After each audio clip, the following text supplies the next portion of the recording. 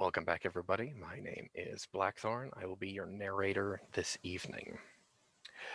Before we get into our scheduled one-shot with our Corsairs this evening, I would like to take a few moments of respectful silence for one of our On the Edge of Shadow family members had celebrated a birthday recently.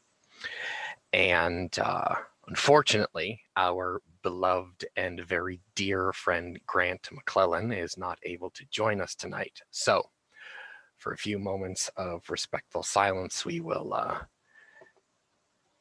give that to him as we open up the scene.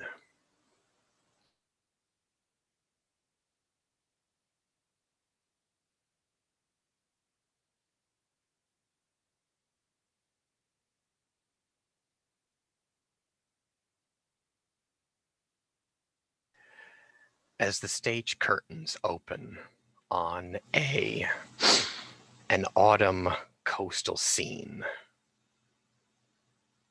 of a dark rainforested area, the time is about 6:45 in the evening, and the sun is setting far, far into the east as the light of the dying day of the Gloom Willow cycle continues with us.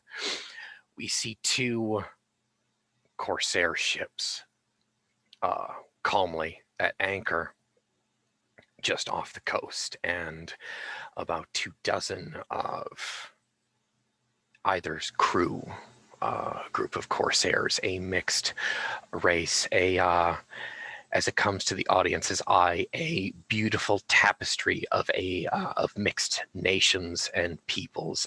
Dozens of languages are spoken here, but they all have a common purpose: to sail beneath the black and to do their part and fight back the darkness that is the Gloom Willow cycle. The stage lights illuminate an individual, a young Atean Corsair with multiple tribal tattoos, a charcoal-colored blindfold obscures his eyes, his hair tied back into somewhat of a messy braid. The individual is Silas, the bosun, the the newly promoted and vicious bosun of the Moon's Mistress, a captured Tyrannian vessel. He has been given leave by his captains for religious purposes. Silas is a devout worshiper of the Banshee Queen, and it is his solemn duty, not as a priest, but as a devoted servant of the dark, to offer up the blood sacrifices that give her comfort and ease her pain in this dark time of the world. As these longboats touch the rocky north coast, Silas is the first to disembark from these two boats, and he walks up through the tide. About 30 feet up from the water's edge, he stops and he turns. A dear friend of his, Captain Garanus, is the next to disembark, followed by a host of moonfolk sailors, as well as a few fae, a few mortals therein. Captain Grimnir of the Dawnthorn and his host of Atean sailors follow suit. A young moonfolk girl follows behind Captain Grim, and she is doing everything in her power to keep her tears at bay. She's actually kind of looking up at the dusky sky, and we notice that she's doing that just to keep the tears in. She's putting on a very brave face. This little girl is known as Zakiti. She is also a moonfolk. She could pass. It is impossible to estimate her age, but she could pass anywhere physically, at least in the face, and her young womanly figure for a human woman of about 15 to 20 years of age. We have still no idea how long these people live, but it would seem that every one of her people is youthful and spry, even to their most venerable ages. She breaks from the host, and she's clad in a very flowery yukata, which a traditional Japanese dress or outer coat, and she can't really run, so she shuffles very quickly to him, and she plasters Silas with a hug, and she buries her face in his leather hauberk, and then she just lets the tears go. Captain Garanus will hear one of his Ateans mutter from behind him, "Why is the Lady Zakiti crying?" Brahm, the quartermaster, another Atean from the Dawnthorn, says, "Be quiet, you. She's sad to be separated from Silas." A couple incredulous looks come back to Brahm, and he rolls his eyes under his blindfold and says, "She thinks Silas's she thinks the rituals he performs keeps her nightmares away. So she knows that if Silas leaves, her nightmares might come back." If Captain Garanus would describe himself as well as his crew to the audience, I would like that here, please. So Captain Uranus is a very tall, very broad Arborean. He has the massive trews that you would expect from a blacksmith. In fact, the burn scars and such on his arms and his upper shoulders attest to the fact that he has worked metal for quite a long time. He has his hands have that hard, almost bronze-like sculpted look that people of that profession have. Although there's an intelligence in his eye, not the intelligence of a scholar, not one who's learned things, but one who's experienced things and to that experience gained wisdom. Um, he looks on at this touching moment with almost a tear in his own eye, as Silas has been with him for quite a long time. Very much a stabilizing force along on the ship. Kept Zakiti happy, or at least kept her calm, and has been almost a hero to the other Tayans.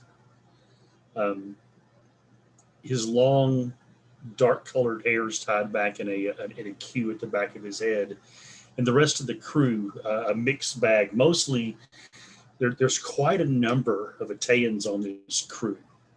Um, Something, of course, that's not uncommon among pirates and such, but there seems to be a higher percentage on this one than on most. Among them are mixed in a few other of Arboreans like Garanus, a few other races from far-flung places around the world.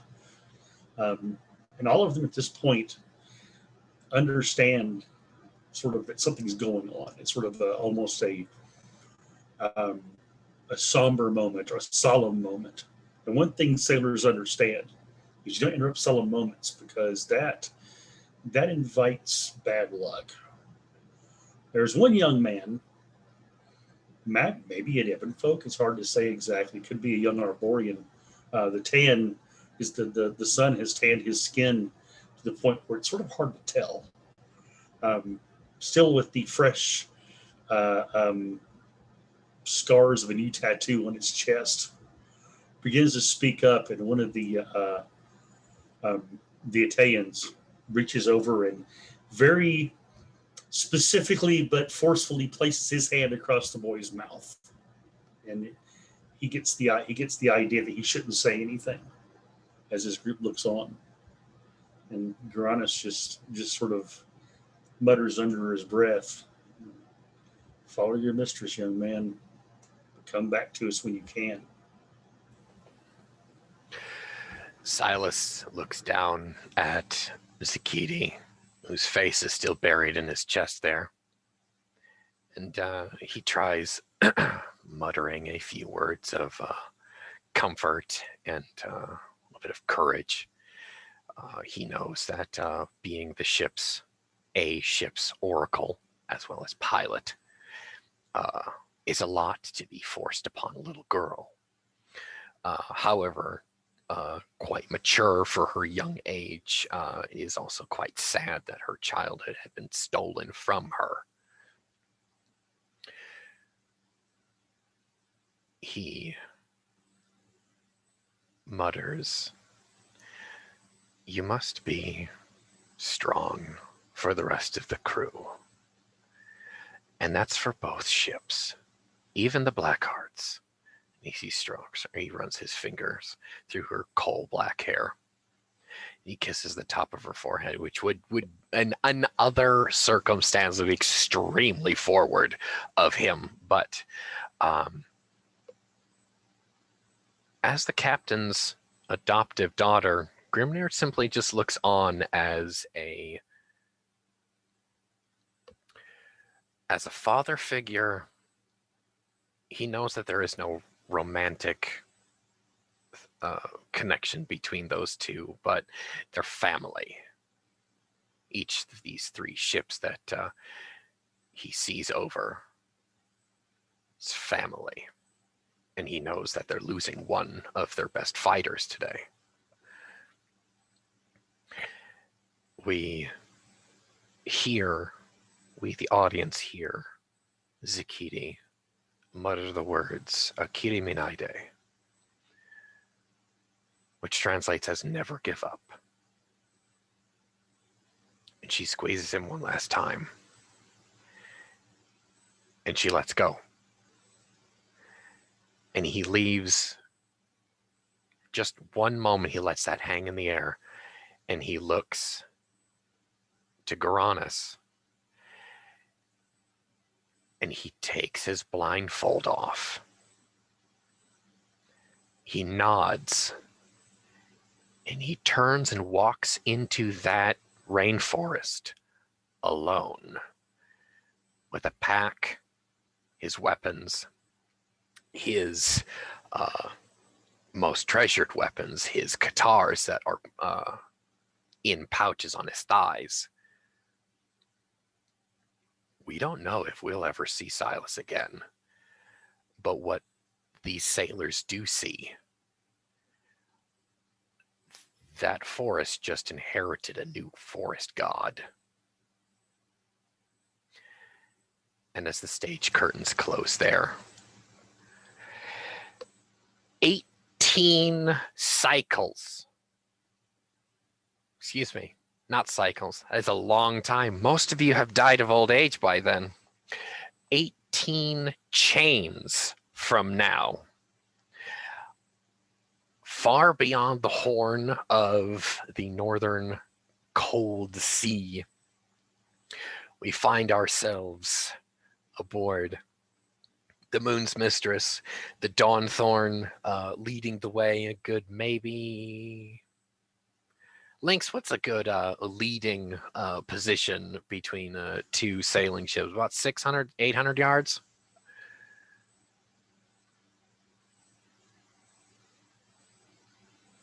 You're muted, Lynx.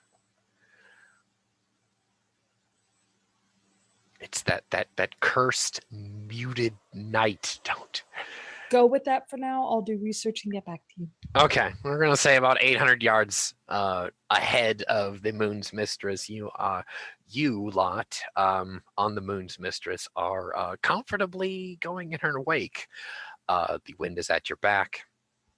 It is a gorgeous day out today, of a 76 degree weather with a 14 mile an hour southern wind, kind of a southern-ish wind. I will leave it to the party to describe their characters now, as the rest of the crew is about their business, daily business.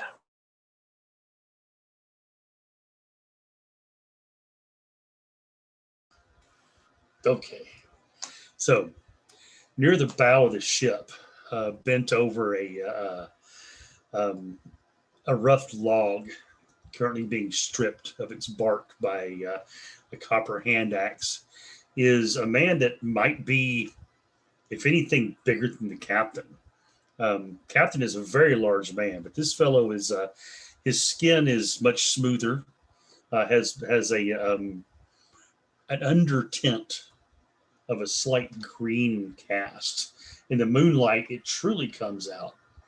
But in the sunlight, his skin just looks to be almost an olive color. His black hair is cut short. Unlike most sailors who like to wear it long, he keeps his short because, as he said, it gets in the way. Very practical individual based off of this as he works. Um, he rocks back on his haunches for a moment. Basically, wear nothing but a loincloth because at sea it's just a little too hot, and clothes drag you down to the depths. He looks up and he has his dark eyes look up at the ship ahead of them, glances around at the sea around it, and he looks down and goes back to his work. That face has almost a bestial cast to it. Definitely, this individual is not. He's not a Taiyan. He's most definitely not a Arborian. He is something that is almost never seen on the sea. He is what most people refer to as a trowel of the tribe of the Gaxkith, as they call them. And someone yells up, "Right! Is that timber done yet?" Looks back and growls at him and says, "On the way, soon." As he goes back to his work, the copper axe shaving once again at the timber, both taking off the bark and starting to roughly shape it into a square piece, something a brace to place against the hull when the storms come to keep it from staving in. As he mutters to himself, "Oh, always rushing, always too fast. Fix it right. If it's not right, sink." And then we go to the youth Hagen. Hagen, well, at the moment, he's probably halfway up the rigging of one of the sails because that boy never sits still. He's kind of on the bigger side. He's actually sitting right around 6 feet tall, but he's not thin, but he's wiry. Like he can't keep the weight on. If we were talking medical terms, he'd be an ectomorph. He just can't seem to keep any extra body weight going for him. Being an ebon folk, he is very dark skinned. Depending on the time of year and how much sun he has soaked, he seems to almost absorb the sunlight rather than let it reflect off his skin, which these are some fun stories that from time to time. He actually does leave his hair long. He actually has it done in dreadlocks. They hang about to the small of his back. Very dark hair, very dark eyes. If one didn't really look all that closely, all they would think they saw was just a body and nothing actually discernible about him. His job, most of the time at least, is being lookout and kind of just making sure everything is tight, so to speak. So you always see him messing with the ropes, messing with the rigging, messing with the sails, making sure everything is correct positioning, correct knots. He's very picky about his knots. You screw up a knot, he's liable to smack you upside the head. But yeah, he doesn't talk very much, especially right now, because I said he's kind of climbing rigging and head's always on a swivel type of mentality. He gets up there, he looks around, looks to the other side, scrambles back down, goes up to the next one and does it again. As he does this, he's, like I say, he's always checking those knots, checking, make sure everything's nice and tight. One would almost call him OCD about it, if not anal about it. I mean, like, knots gotta be tight. If they're not tight, we all unravel. So that's what we see at Hagen right now. Wiry youth trying to do his job. And trying to do it well. Very well. We will then move to the Moon's Mistress, where we will see Virix probably poring over his charts as the chart master's mate. You do indeed see that. You see an Atean whose hair is curled back in his really deep hooded cloak that he always wears, as he stares intently at these maps, making very careful lines and adjustments on a piece of papyrus, making sure that everything is just right. Around him, to the Chartmaster's eternal ire, are other scattered maps. If one was to walk in, they would say that it looked as if a tropical storm had hit this room. Charts are everywhere. Pieces of charcoal littering the floor.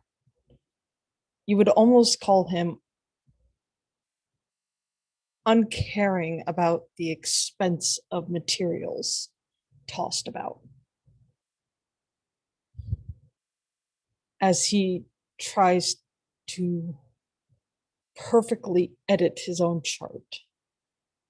But you notice that every time he has to look outside, he very specifically does not look down. He always looks straight or he looks up. He never looks down. And his eyes are very tightly wrapped, as if petrified, but excited.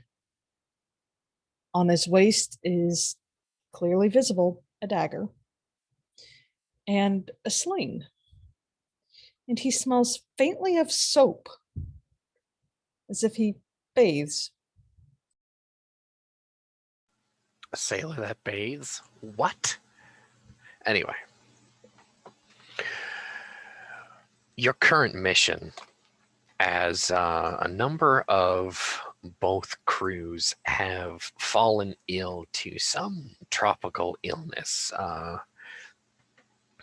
Both Grimnir and Garanas have agreed that a trip to the Coral Sea for medicinal supplies from the deep may or may not do the crews some good, as well as treating some of the illnesses from the freed moonfolk. Now, currently, we are moving back towards the Dark Continent to take these people home. A couple chains from now, we find ourselves on the edge of kind of a vast, jagged archipelago of islands that that's actually known as the Coral Sea, or a labyrinthine haven for smugglers to evade more imperial law ships. This place has the reputation of being crawling with other more depraved pirates than yourselves, as at least your two ships consider yourselves a little bit more level-headed, not near as bloodthirsty, but that remains to be seen when the Ateans' ires are invoked. Garanus can take the floor and give orders here to send his boys off, should he wish to. So Garana starts barking the orders of about preparing for the first off, keep an eye out for the ships on the horizon. First off, make sure those lines are tight, boys. Don't want anything to get too loose from this ship. We don't want to embarrass ourselves in front of our mates over there on the Dawnthorn, do we? And probably gets a rousing laugh at that. Just keep her tight. Don't check the bottom. I hear this place has some shallow reefs. Keep an eye out for that. And when you hear him sort of say it, singing out this stuff, a lot of times you'll hear his bosun as he says things, repeating it in a much more professional manner, almost as if Garanus just is sort of still sort of feeling a little bit uncomfortable in the coat of a captain, if you will. He knows the men expect him to give orders, but sometimes the orders he's popping off, well, yeah, he's still learning, and they all know. That's fine. They're happy about that because they know they have a good bosun on the ship who knows how to keep the thing ship shape. And the captain, well, he's the captain. He's sort of their good luck charm. He's like their own almost sea deity up there because of the things that he's led them through in the past. It's more about his instincts than it is about his skills at this point. But hey, those skills are coming up. Virix, as you are probably closer to a virgin on the seas than a lot of your I'm going to say colleagues or crewmates here, you steal a look over to the Dawnthorn, and you've noticed that your kinsmen, the Ateans aboard that ship, are a lot more bronze than you are. They've been on the waves for some time, and Grim doesn't have to say much. You've noticed that it is a very well-rehearsed dance between him and his crew of devils. They find a deep lagoon to weigh anchor, and 24 of these Ateans, with their blindfolds off, just hurl themselves into the deep. Daggers and hatchets into the deep. They're all, of course, they're not wearing their clothes, more or less a loincloth and a belt and maybe a net satchel to carry whatever is being harvested there. And it is commonly thought that you may or may not want to follow their lead. But we will go to Wright and Hagen, as you do see this spectacle some 100 yards away. Like, they're doing it. And they're okay. They're already in the water. A couple of the younger sailors look at each other a little bit apprehensive. We're supposed to get in there, and they look at the Garanus, look at the bosun. I look back at Garanus like, Well, he does a motion like, get on with it. God, okay, Fine. But he goes over and actually grabs up one of the blades that one of the young men probably has in his hand, just snatches out of his hands and says, "Like this," and jumps over the side. Sploosh. The water is beautifully clear at this. It's obviously not glass, but you don't see any dark shapes down there. Maybe it's you say like maybe 15 foot deep here. And, I mean, it's just a carpet of multicolors and beautiful fish. I mean, I suppose the only dark shape really is the shadow, the immense shadow that's cast by the ship itself. And you guys have the floor, really.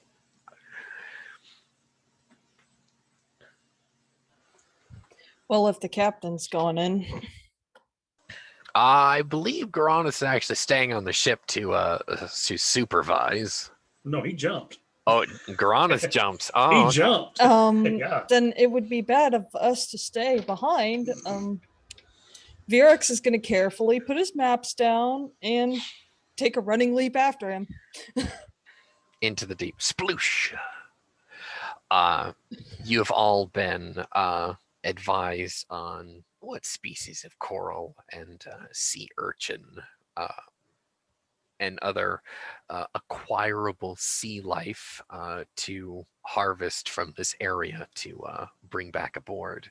So what we're going to need is conditioning tests for how long you can hold your breath. All right, I got this. I'm assuming Hagen and Wright are staying on board. Oh yeah, Wright looks over to the side and sees the other ones jumping in, shakes his head and says, "Crazy, absolutely crazy." And he goes back to working on that that brace that he was putting together, which he's actually. Well, let me see here. Word working. Or Yeah, he's actually doing pretty decent with his carpentry at the moment. Woodworking with that is going to be a 15. Oh, beautiful. Yeah, so he's shaping it quite well. He's actually drilling a hole into one side to be able to secure it down to one with ropes and such. So he's got 3 others off to the side. He does look off though over the water toward the land, and he sort of starts taking a critical eye toward any of the trees he happens to see there to see if there's any that might be worth harvesting. Make we're an all- awareness test here quick. Okay. And yes, I'm going to need swimming for you too. Did you seriously make sailors that don't have grades in swimming? Because Sailors have grades in swimming. Right? Traditionally, no. I I know. But we have a that's nice narrator. We would It's a 14. That's for okay. And no, I don't have grades in swimming. These are the guys they don't swim. Oh yeah, no, they sink like a stone. Yeah. Lynx, do you have grades? Do you have grades in swimming? Because I will drown you if you don't. I have quite a few grades in swimming, but I'm also wearing armor I didn't take off. Well, I'm pretty sure Virex isn't dumb, so he probably took his armor off. All right, I forgot Because to mention it. That's likely a death sentence if he doesn't. But is Hagen going overboard too? Yeah, Hagen would have been up in the rigging when all of the people went over for this. That's why that's Swan how clear the dive from water the is, top. because he would like seen them go in, and if it was clear enough, he actually would have seen them doing what they do. He'd just be like, "Sure, let's go," and yeah, he will actually he'll take a dive from the sail or the rigging or whatever. All right. Into the water, and I will make a swim check for that because I'm assuming you want that. Yes, I do. I need I'm gonna need acrobatics for you. I want to see if you do it pretty. Yeah, I'm it's gonna be pretty. I'm really gonna need you to change your damn dice links. Get a hammer for those, please. I am sick and tired of them trying to kill my players. Just You're getting new ones next week. So acrobatics and swimming check. Acrobatics, see if you pass, then swimming.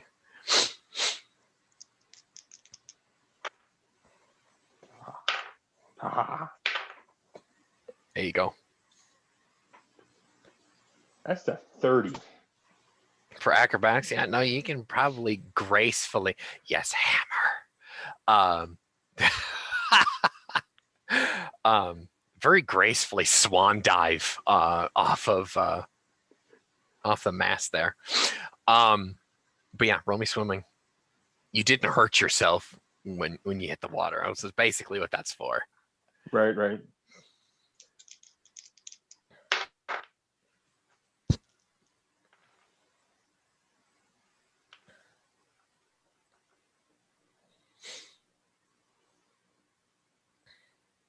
19 on that one. Beautiful. You both are looking for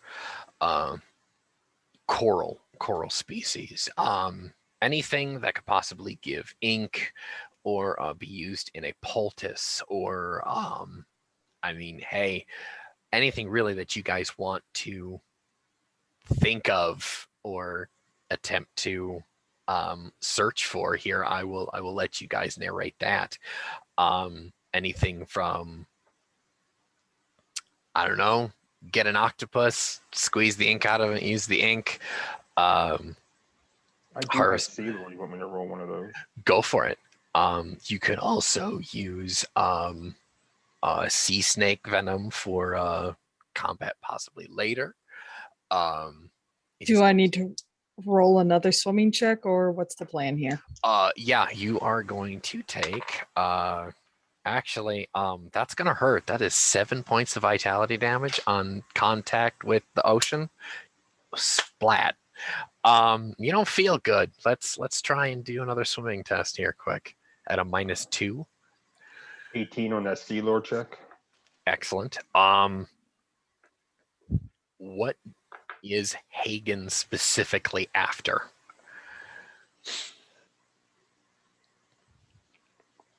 Is not necessarily smash and grab, but it's up to you. Right. I mean, honestly, down here, like he has a small collection of just the pretty shiny things, like the polished stones, the polished rocks, the really pretty shells. So I mean, he'll probably try looking for just aesthetic things like that, but also he would look for things that would help for ink, because he knows that the inker on the ship is probably running low on supplies, since everyone always wants a goddamn tattoo. In the time since specifically Darius has gotten his first tattoo, he's starting to mature into a very fine young man. But we're pretty sure that he's addicted to tattoos now. That boy is inked to shit now. So, yeah, right. Roll me. Virix, I need a conditioning test for you to hold your breath here. And please don't get a 1 because you're probably going to die. Yes, both of you. Oh, cool. I got 5 ranks in that. And in regards to right on the ship itself, there are some palms that look like they could possibly be healthy enough to be harvested for later, but nothing comes to mind right now that you could possibly use them for. You can point them out to Garanus if you wish. Yeah, or Master Shiro, maybe. Yeah, he'll point them out to Master Shiro and say that those are if we have room for them, I'd like to go on if possible and possibly harvest them. At least a couple of them, just in case, because we're always in storms, always snapping poles and whatnot. Those are always extra to have is good. And he's also looking for different things that would possibly harvest on land for food. The nuts that come off the trees, which he understands is called coconuts. He did at one point embarrass himself by calling them something else because they are, in his mind, furred. But Anyway, he has since been told what they're actually called. But when he was young on his first ship and saw them, he got the entire crew laughing to the point where one fell overboard when he called them the furry nuts. Um, Also, he's looking for any other kind of plants that might be useful that he can see from the ship, from the ship. And he's actually going to call down to Captain Garanis and ask if he can possibly have the leave to go ashore and see if he can harvest if there's any pigs or birds or any kind of animal that might be able to be hunted to replenish our food stores. A call comes back to you. By yourself? Well, I wouldn't mind a couple to go along with me to carry the pig back if I get one. I'll take 2 with you. Uh, Here's a nice fat one. I want one. I would love some pork myself. I'll look for 2 then. Fantastic. So he yells over to a couple of hands that are on the deck, sort of looking over. He says, "Get the lunch ready, boys. We're going ashore." You do have hunting spears for such a thing, but I just lost that here. Hang on. Lynx, for fuck's sake, can you not use those dice? God damn it, girl. They were new ones. I don't care. You can use virtual dice, girl. Anyway, oh but so yeah, he's also going to grab some lines and stuff for possibly setting some. If we're going to be here at least overnight, he wants to set some snares as well. It is assumed that you will be here at least one night, depending on what you can haul back. So yeah, he's gonna get some stuff to set some snares and such to get smaller game. But yeah, he's also carrying the hunting spears and getting all that stuff loaded on, plus a good sized net in case we get a good haul of stuff to help to bring it back with. So, and they'll get on the launch and head over to land. What we will do, Varix, you are having some trouble under the surface of the water. We'll say because you've been having a hard time of it. You've got your foot wedged between 2 rocks. Hagen, you'll see about 8 feet to your left. Varix is having a hell of a hard time. Maybe this is the one Atean, ungifted by the crushing depths himself, not to be below the sea. Please help him before he drowns. This young man is just cursed. When you do so, make me an athletics check, please. All right. Yeah, also, Hagen oh, sorry, go for it. Go ahead. As this is happening, we do notice above, on the ship above, that there is some issue with Varix. He very, very enthusiastically has jumped in after the captain, but he hasn't come up for air yet. Right, you kind of take a moment, you going over, you getting that boat ready to go. Where the hell is young Varix? And we see beneath where he's kicking up sand and stirring up coral. Hagen, you have the floor. Hagen, I'm assuming when this happens, Hagen's kind of like either just broke the surface or is like just below said surface. So yeah, he'll kind of look down and see Varric stuck, and knowing it's an Atean and how they're supposed to be able to swim, he'd get that. He'd get that. Are you serious? Look on his face. I'm out here trying to collect stuff, and these people are jacking off around here. What's going on? But no, with that, and I got an 18 on acrobatics, by the way. Oh yeah, you can foist him out of that. Hagen will dive down, I assume, do the whole underwater brace thing and like heave Varric up and out.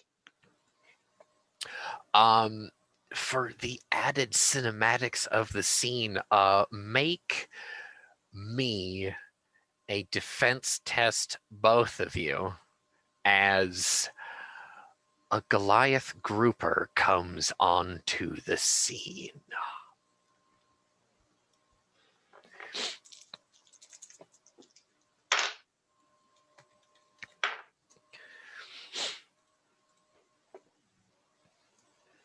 $17. 17. And Well, I don't have any armor on, at least, because it got left on the ship. So that's totally fine. just straight die. You guys are both armed, right? 18. Can I get +1 from evasion? Okay. I am for testing out these new environment mechanics. We're gonna have a -2 because you've been struggling underwater. You've been kicking up the sand and the coral down there. It's really hard to see, but you do see a black mass coming through the smoke, the cloud therein. Thank you, the dust. Wow, my God, I can't talk tonight. Excuse me, everyone. Lynx, your 23. That was a defense test, yes? Okay, so this Goliath grouper comes up and just opens its manhole covered wide maw and sucks Hagen half into his mouth. Just almost gets him right there. Your head and your left arm are in its mouth. You actually see its throat trying to suck you, and your right arm is like in its gills and its legs. That is the scene. By the way, right, that's happening a good so surface the water about 15 feet down, about 25 feet up. That's some ways up, and it doesn't look fun.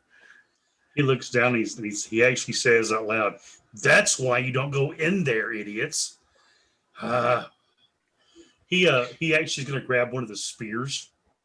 Okay. He's going to try to line up and throw. Oh my God! Oh no! It's going to be so bad. So. Hagen will take 3 points of damage as this grouper he's just trying to swallow you, quite honestly, which you're way too damn big. Thankfully, the fish is very smart. Virix, you see this happening, and Can I try to stab the grouper? you absolutely can. Please do. All right, I'm using an online dice roller for those And my watching. right hand's free, right? Your right hand is free, trying to keep you from being sucked into its throat. Next turn, I'm gonna need. Oh, what? Sorry, what? Well, Hagen has daggers on his hips, so you can absolutely grab. it's possible. One, yeah, it's quite literally just this motion for you. Yeah. So, in the order now, the grouper is gonna go next here. Actually, no, here. You hit him for 15, and that actually does hit. Go ahead, roll damage, please. The grouper go next, and 5 points of damage. Fantastic. It's got a damage suppress of 4, actually, because of those scales. He is going to be preoccupied with Hagen to try and get at him, and he rolled a fat 8. Doesn't have an attack bonus, so it's just flat whatever the hell I roll. Yeah, I got 16 defense. Okay, fantastic. Hey, right. Help. Yeah, help. All right, as I said, he lines up a throw with this spear as best he can, and he's going to let fly with it to see what happens. So, here's an 8. Links on Virix's next turn, yes. That's going to be a 10 total. A 10, all right. Minus 2 That's because the cloud is silt. so it'll be an 8. Damn. Varix, you see a spear kind of just like come down, and it almost gets you, but spear point right into the sand. A gift from the gods. Now, Hagen, conditioning, please. Conditioning? Okay. Yeah, you're trying to hold your breath as well as try Yes. not to get eaten.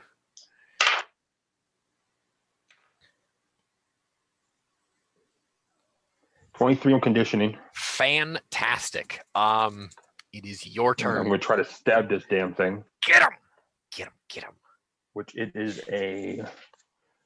Am I taking that -2, even though I'm kind of just... You don't right there. count. It's hand-to-hand combat. You're touching each other. Okay. 28 to hit. 20.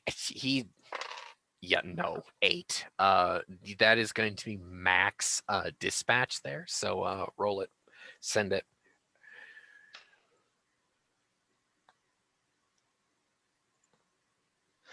So it's 5 dispatch max, right? Yep. Dispatch max is at 5. 16 points of damage. Oh god dang it. Ooh, Jesus. You can describe for us how this grouper is not looking good at all. Yeah. We By the probably way- see a big blood cloud now. Yeah, you need to watch out for sharks. By the way, I actually have a high enough dagger grade to actually do a second attack if I can. Just Do letting it. you know. Do it. Yeah, I'll do that, then I'll describe what happens.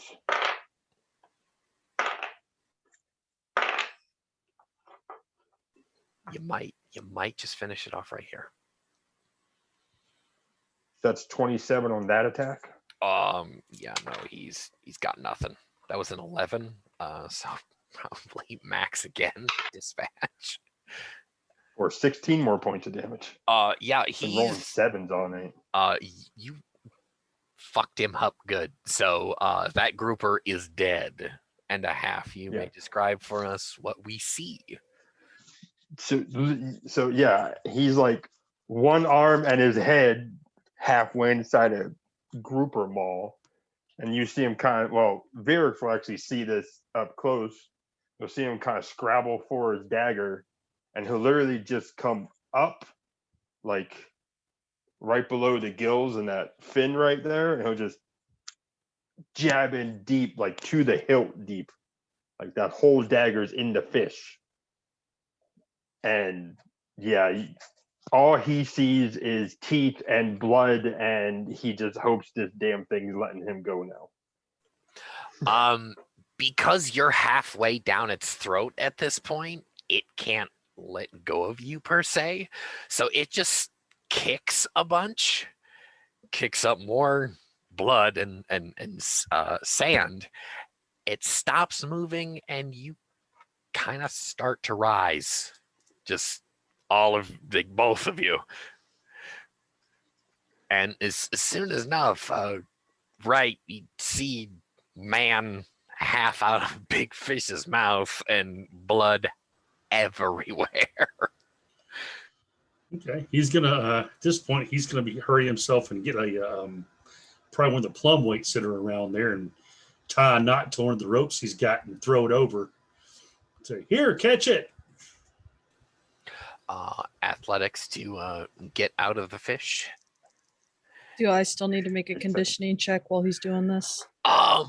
You can probably take this time to follow him up and then breathe once you get back to the surface. Because you're not going to be able to see much with that blood cloud. Please, because that roll was really bad. Oh, yeah, no, get up there. No, you'll just be right there next to him. 27. Thank you, benevolent one. Yeah, no, you can just kind of like haul yourself out of this bloody mouth, and there's a good couple 100-pound bass right there, essentially. That's what that is. Yeah. So Hagen kind of like gets out and kind of like throws it more toward the ship. He's like, I got dinner. Then tie it off and we'll haul it up. You make good bait. Yeah. If someone wouldn't try to drown on us. Hagen's gonna, What? or sorry, Virex is gonna pull himself up and just kind of gasp for air and go, "This is why I worship Zenobi. She doesn't try to kill you every 30 seconds." There's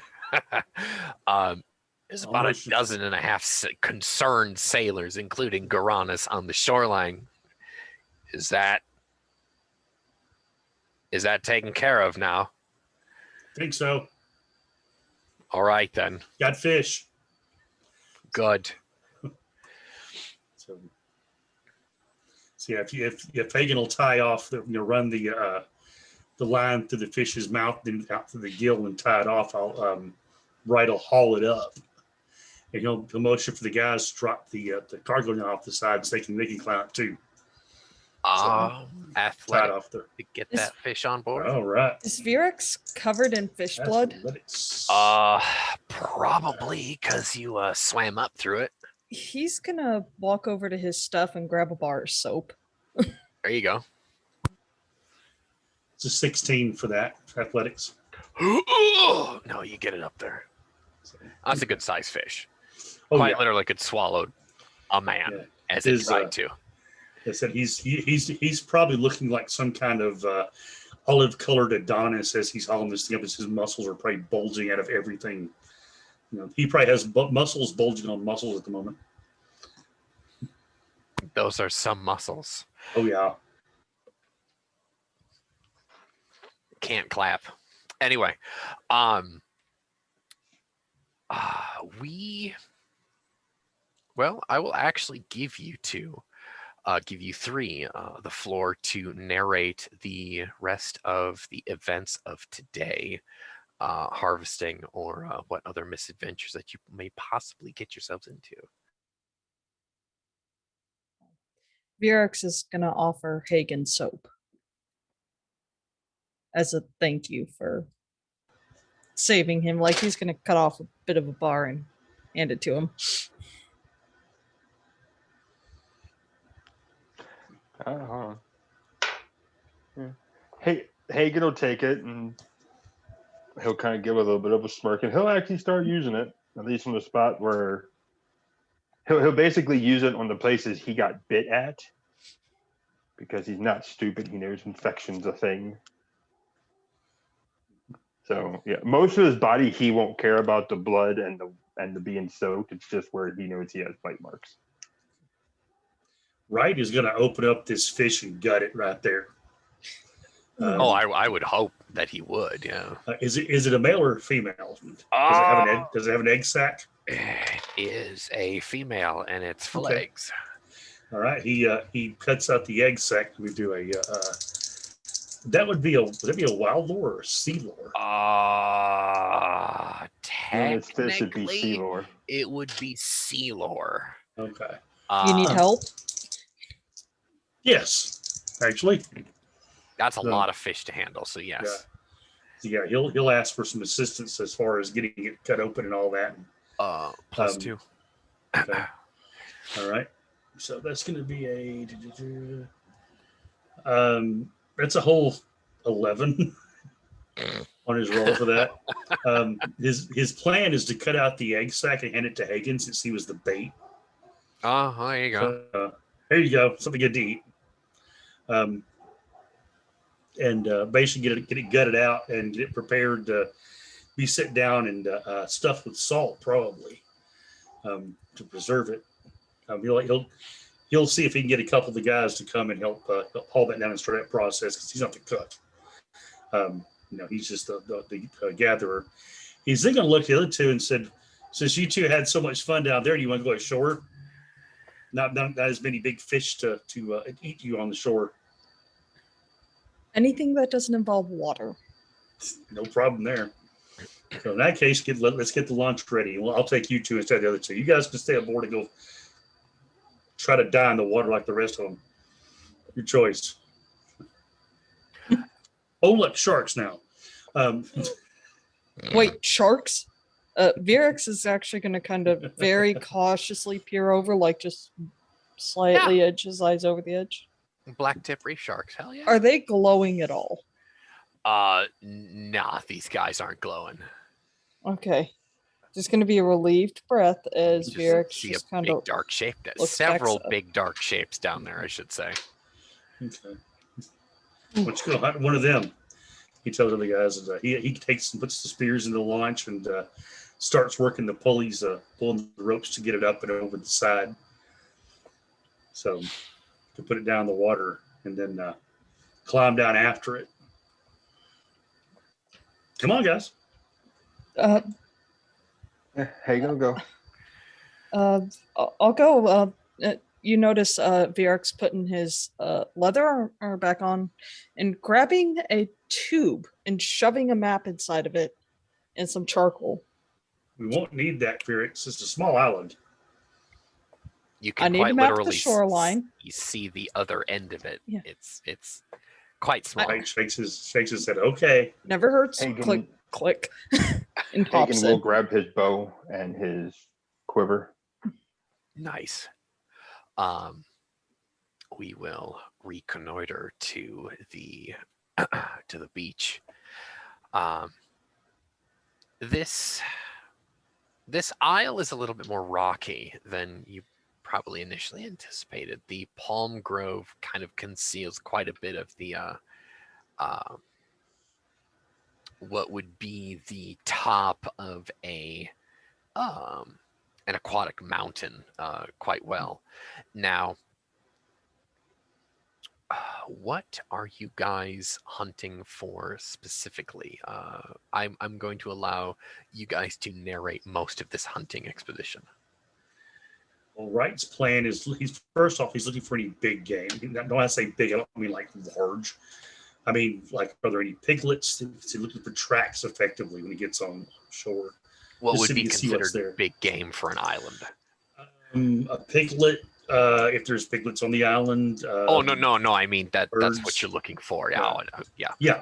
Um, Something like probably under 100 pounds because it's a small island. Not anything very big. But that seabird nest, where we'll get some eggs. Any kind of tracks that might lead him to. But basic foraging is what he's doing. So. You actually, you know what? Anyone who's got wild lore, go for it. Get it right now. I got sea lore, not wild lore. Okay. That's going to be a 19. Chips forager. Yeah, perfect. Wright does spy a kind of a small meadow of kind of bright yellow flowers, kind of in like a bowl basin. It's not. I keep wanting to call it like a ditch, but it's more like a little too circular to be considered a ditch. A depression. Thank you. That's the depression. A little too perfectly circular, but yellow flowers nonetheless. Does he at all have academics or possibly esoteric knowledge? He does not. No, Anyone else of these individuals have esoteric knowledge? Lynx, Virix has it. What? I have academics. You do have academics. Fantastic. Well, roll me an academics test, please. All right. Now, I'm guessing Wright is taking point on this one, correct? Okay. And yes, the party each has hunting spears. I've got a sling. You have a sling, okay, and Hagen has his bow, of course. So I have the spear. So okay, we should be able to handle anything that comes our way as far as food goes. 10 on academics. This is a patch of yellow lotus. All right.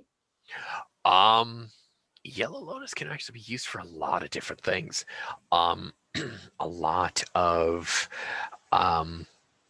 individuals who in Rama may or may not go by the title of Wisdom of Ibis very much do enjoy Yellow Lotus for its oracular powers, maybe as a hallucinogenic or as a ritual component. It is also used in certain kinds of ink, specifically for ritual components. It can be used in dyeing papyrus yellow. Some of the Yathite fashion uses Yellow Lotus as kind of like a makeup base. Some ladies like putting yellow paint, yellow makeup on, as well as dyeing some of their clothes yellow. But it is a flower heavily associated with specifically ibis and other far-reaching mystery organizations of secrets as well as knowledge or the occult, which at that point, let me ask you this. Does he actually divulge any of this information? Oh, he'll just look at his group and let them know, hey, we got clothing dye and yellow ibis lotus. So we need to get that. I mean, it could be used recreationally on the ship, sure. What do you mean? You brew it and make it like alcohol? No. You light it up and have some fun. Oh, that stuff the ethics do over on the Dawnthorn. Okay, yeah. Make me a cunning test, right? I want to make sure you actually know what opium is. You may not. You might not know. That is going to be a big old 8. Yeah, no, I mean, so that stuff the Yathites do on the Dawnthorn is very it's perfect. he just knows they burn stuff, they breathe in the smoke, and they act weird. Oh, yeah. So that's all he knows. Hey, so we take some for them, some for us. Because, hold up, I'm going to do a cunning test to see if I know what it does to the body. I should. You may or may not have read about it. I don't. You don't. You know what it is. You don't know what it does to you. Right. I got a 20 on a cunning. I'll say Hagen's probably pretty well sailed. So let me ask you this: how many times has he been to the Yathite homeland? Hagen? Yes, specifically. How many times do you think a ship would have taken him there? Because he would have taken the job with pretty much any ship as long as it paid. Roll me a d8 and cut it in half. 2. 2? Okay, you've been there after twice. Being cut in half. Right. Yeah, you've been there twice. You know what opium is. You know what Yellow Lotus is, and you know what it can be used for and what it can do to you. But this is specifically not opium. Right. Wrong kind of flower. Now, if it was Red Lotus, this would be an entirely different encounter. Right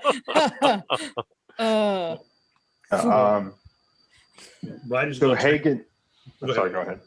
Let's hear what Rice can do is he can grab one of the his foraging sacks, open it up, and go over and take his blade and start cutting it at the base, throwing it into the bag. Okay. No gloves, no nothing. Just I'm gonna murder to write 4 for us, 1 for them. Okay. Oh shit! You're no gloves, no nothing. Okay. Well, I was gonna say, would Hagen know that you want protection while touching this? You're gonna want at least gloves because once you start getting in there, you breathe that pollen in. Would Hagen know that? Roll me a cunning test. To be able to tell right. Well, let me roll me a cunning test. Well, we will see shortly. I'm Schultz, apparently. 24. 24. Yeah. You don't want to do that. Right. Don't touch it barehanded. Oh, okay. Unless you Reaches want to back. go for a trip right now.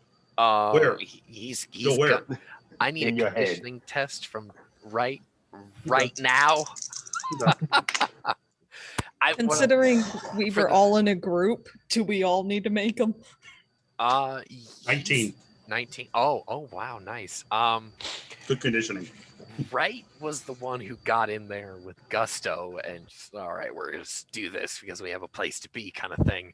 And I was up As there he's- looking at the flowers, so okay, so as Hagen says that, we'll say that Wright's kind of probably half bent over to get one flower up, prune it, throw it in his sack, and then you get a whiff of something, and you're like, oh, that's weird. And you're like, ooh. Now you're careful about it. He'll sit doesn't back do on his anything to you. hunches and sort of looks at it for a second. Looks over at Hagen. There Says, is okay. So he nothing like this where you grew up. yeah. But he pulls his gloves out. And he puts them on. He looks at it. And he thinks to himself, okay. Well, I know what it's like whenever when the sea's blowing and you got all that salty stuff in the air. So he pulls out one of his cloths. That he ties around his face because he's like, that stinks. So if I smell the cloth, I won't smell it. Right. And he'll gather up, start going back to gathering stuff. Well done. How long do you want to spend here? Because he's kicking up pollen. Now you two need to make conditioning tests. Not to make Wright out to be a bull in a china shop. When he's very practical, he's very pragmatic. We can't be lollygagging. We have a job to do. We get this shit and get out of here. 25. 25. All right. And fucking 7. You haven't really been out in the world, have you, Varix? this is the first voyage. Attaboy. How old is Varix? Rex is young. Oh, your dice are telling us he's young. How many cycles is he? I didn't actually see on your character sheet. I never Shame on put me. him down. No? Oh, God, he's probably in his late teens, early 20s. But anyway. He's maybe like 19 cycles. Oh, well, then, yeah. No, your dice are reflecting that. We see Varric shut off. Like, oh, he's gone. He has been dispatched on a spirit trip to his ancestors. He gets this. He'll get this. It's not the feeling the expression of euphoria that Red Lotus gives you, but it's a pleasant and then the ground rushes up to meet him. Hagen, on the other hand, is like, oh, that stinks. Ooh, pu. Ooh. Oh shit, we're sleeping now. Hagen also, just knowing what it does, he also would probably taking a step back once the pollen kicked up anyway. For the like, sake no, of ain't having none of that today. Yeah. Am I able to catch Varix before he actually hits sand? Reflexes. I don't know. Are you? You want reflexes or reaction? Reflexes. It'll be straight reflexes. Reflexes. Okay.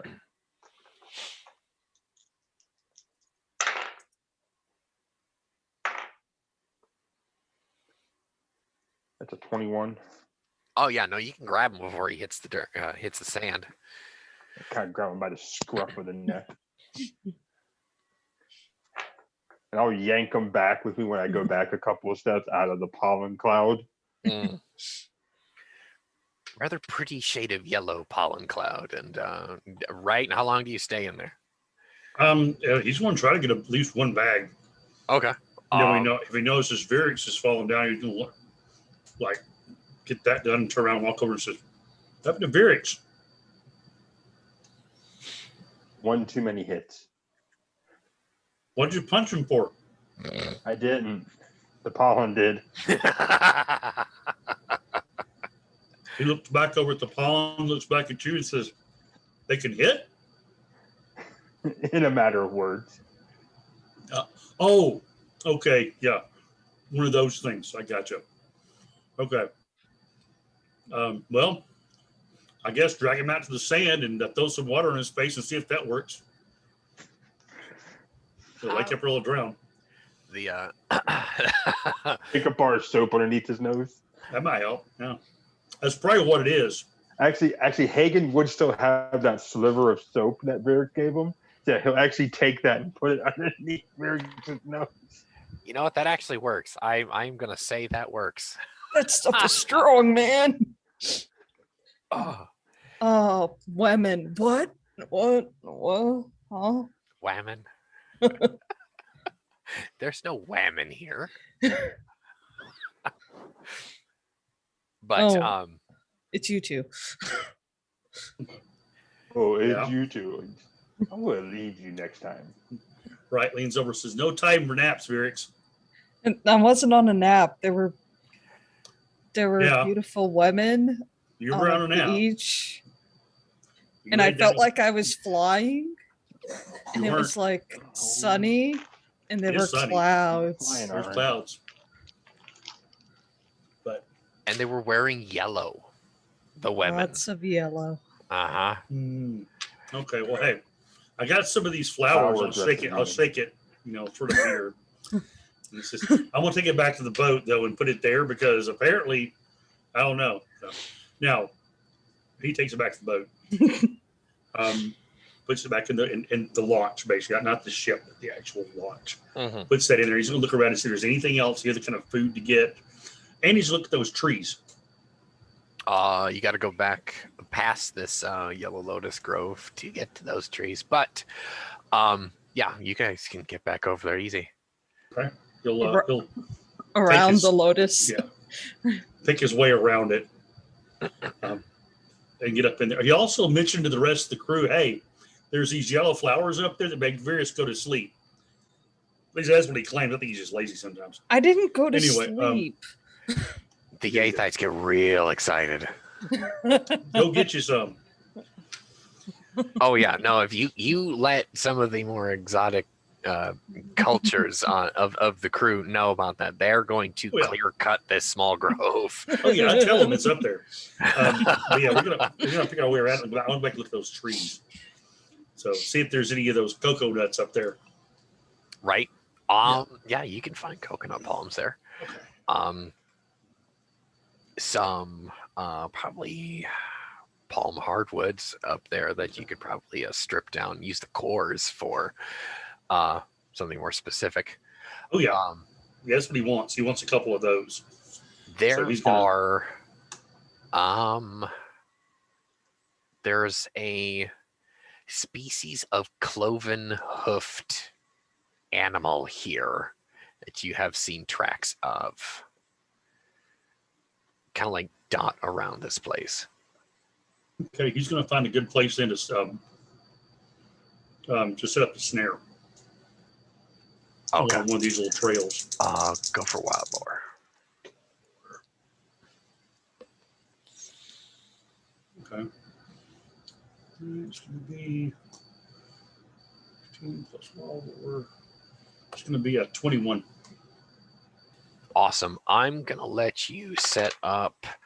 Roll me a d6. Cut it in half. That's how many you can actually set up here. A D6? What is this crazy thing you're talking about? I don't know what D6 is. Excuse me, d6. Did I say a d6? God You damn said it. Yes, you D6. did. Oh, Like, what is this wow. from? Oh my god, a d8. Okay. I rolled. Thought they were from got a playing Star 6. Wars for a minute. No, we're not playing Star Wars. Okay. No, So I I rolled a it. 5, so 2 of them. Okay, all right. I rolled a die and got a 6, and I was trying to tell you to roll a die, and I was like, I put it both together. Sacrilege using. They'll lay off the yellow lotus there, overseer. I know the overseer needs to lay off his lotus habit. He found the red stuff. He found the good shit. Right. Oh. So yeah, so that's a I said that's two of them. He's going to set up there to take some time to do that. And he's going to check out this hardwood, see if he can find one that will be good to cut down, because he wants a spare spar for that main sail, because that the way those latine sails work is the cross arm that goes up is very flexible. Oh. So, and it's Okay. usually a heart of palm type pole. So he wants to spare one of those to strap to the side of the ship, just in case that one breaks. I can liberally tell you, you have enough here for 6 of those. Okay. 6 trees that would be good for that. 2's enough. He just needs 2 of them. So he'll get his woodcutter's axe, which he has one of those, his long axe, and he'll start chopping one of those trees down. Hagen, are you going to be lookout, or are you going to be helping him? Actually, I was going to ask if there was any suitable trees for Hagen to climb up into. Oh, plenty. To pose as both lookout, as well as if whatever right was tracking comes through and I can get a clear shot and just. Oh yeah, no. Please do. Go for it. You want athletics for climbing, yeah. Athletics for climbing. All right. Yep. I'm not used to using athletics and acrobatics. Most of my characters don't have these things. Yeah, most of them do. You kind of went with this muscle-bound sailor. That's actually pretty cool. I did. I actually broke my mold for once. And he only has 1 crafting skill. Keith, I'm glad you're sitting down for that, because normally Mike has like 4 or 5 of the damn things. 18. Yeah, no, 18. You can very easily, very comfortably get up into that palm, and there was like 12 coconuts up there. Lousy with them. Right, you want these coconuts, right? Yes. Yep. I'll actually just go over and with my dagger or whatnot, chop all of them off. Let them all fall. Okay. Yep. I've got the lovely bunch of coconuts. Right, you're probably going to be most of the afternoon till dusk, because you guys are a 3-man team. Varix is trying to take it easy after a very heavy hit of Yellow Lotus. Otherwise, he would be helping you, and you have a lookout. We'll probably task Varix and gather up the coconuts, probably. Oh yeah, no, it's really easy. Varix, make yourself useful. Garanus has pressed into your minds as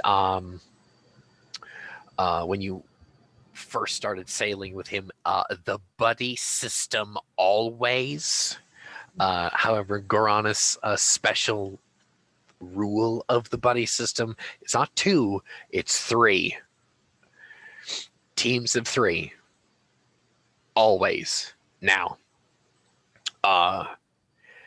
you will be there most of the afternoon. Now, Hagen, with an arrow knocked from your, I'm going to call it a blind of palm fronds, as the light of the dying day in the Gloom Willow cycle, the light sets in the east. Right is, he's got the palm on the ground now. Now he's processing it. He's got the top peeled off, and write it down, the 8 more coconuts from the one that he's downed, plus the 6 that are underneath your tree for your personal supplies. Pretty good haul of food right now. Now, in the brush, there's kind of a, make me an awareness test here quick. I want to see if you're familiar. Is Hagen born inside the city walls of Felport or outside the city walls? Is he city folk or woodman? I think I did city folk. I don't really know what the difference was between the two. Okay. All right, then. Let's see if I can change it anything. Well, for him wanting to do like the whole Corsair pirate thing, which one would have been better suited? Probably city folk. But woodmen Okay, then yeah, are this is the one he would have went with. it's best the best analogy I've got for that is city folk and country folk, Roman Empire. It's city folk and then woodmen for ebon folk. People live inside and outside the city. The skills are slightly different. Now, if you went with city folk, that's fine. Now, with him, yeah, with him doing the street urchin thing when he was real young, he would have just been a street rat. So Okay. so yeah, he would just. So yeah, you're familiar with what a Awareness though. yeah, awareness.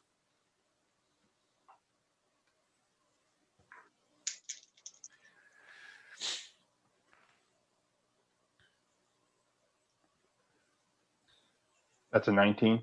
Nice. There is what looks like a species of probably pygmy deer, like it's a doe is what it is. It's not a stag or anything, but yeah, you're familiar with what a deer looks like, but it's slightly off color and off patterned to the deer of the woodlands back home. You do see a doe off in the tropical brush there. Putting two and two together, that must be a that cloven hoofed thing that you have been tracking for most of the previous day. Keith, you're muted if you said anything. I don't know. Okay. Out of curiosity and just knowing what the crew does and doesn't do a little bit by now, when we go hunting for stuff like deer and elk and whatnot, do we go after the does or do we just go after the stags that are of age? Because I know being a hunter in modern day world, does and fawns tend to be left alone. So that's why I'm asking. Or is this just more of a thing of food's food? Who gives a damn? I would think food's food. Yeah, at this point, it's kind of food's food. Okay. It's not a young doe. It's not a small female deer of any kind. She's pretty good sized. I don't. Well, you don't have wild lore or anything, so you wouldn't be able to tell if she's like plump or pregnant or anything like that. So, just mature animal. We'll put it that way. All right. So let's see. About how far away is she? Not far really. Let's say about probably 60 some odd yards away. Well within shot of your great bow there. All right. Do we have an aim mechanic in this game yet? We don't, but actually wait, hang on a second. No, we do. Do we? It's under, we actually added that shortly after we had that Savage Worlds game. So no, you can have +1 if you wait. Okay. And am I getting any bonus due to height? High ground, that would be another +1 for you. Okay. So yeah, I'm going to take the round to aim because I would like to do, well. Trying to take her out. Don't. Yeah, I want to. I want to take her on one shot.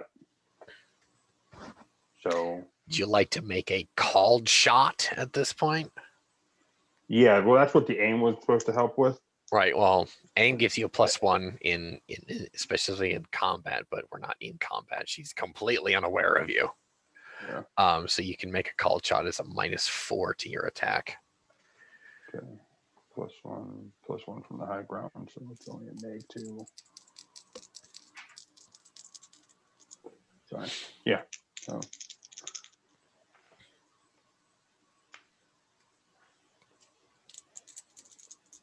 Is that a yes, a called shot or no?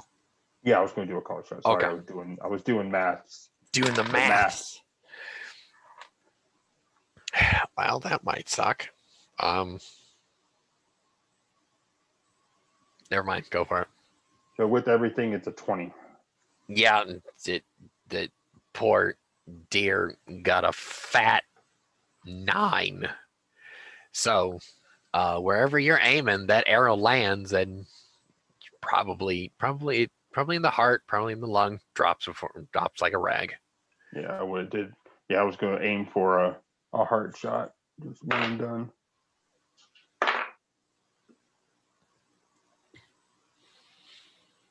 Yeah, for 20 points of damage. Yeah, no, yep. The poor deer is gone. She cannot answer that. No damage suppressed, and she has 8 vitality. Yeah. At least it was painless. Right. So, Varix, Wright has downed a palm tree. You have coconuts. You have a Nagaxkith trying to process a palm. What is Varix doing? Virex is looking for caves. Is he looking for caves? Awareness test, please. Understood.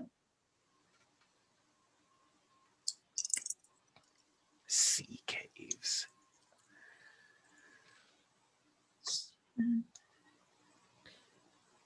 16.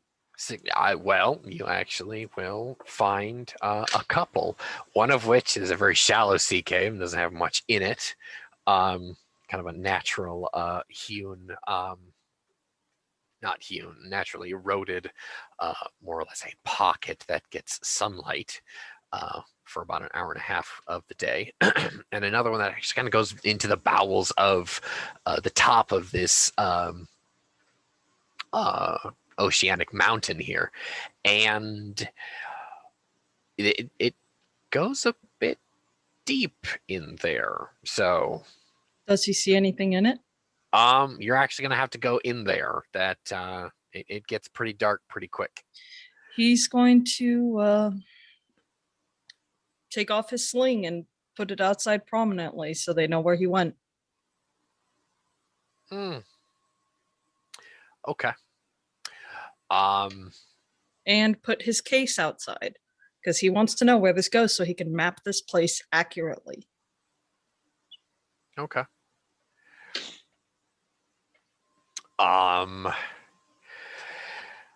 As you delve down into the sea cave, it kind of S-curves deep down into the mountain. The temperature drops, and you slowly start to hear like the echo of the sea without start to fade away.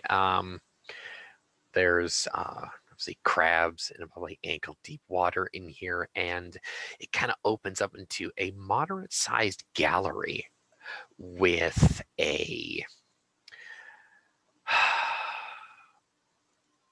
it looks like a tomb of some kind. There is a strange long device of stone that is carved after a strange fashion, kind of like almost seeming like thrown by haphazard off to the side of the room, but it's also seemingly fused with the wall as well. Think of an enormous carved sarcophagus, but for a person that's like 35 feet tall. So when I say a carved wooden device, a carved stone device, that's the wall. And beyond this, you have to kind of like peek up over it, and around it is a rostrum that's got a throne at the end of it. Actually, at the top of it, there's a skeleton there clad in what looks to be probably was once a leathern harness, and beset into this leathern harness, precious stones, your rubies, sapphires, emeralds, yellow citrines, all of these. And leaning up against one of the armrests is a longsword.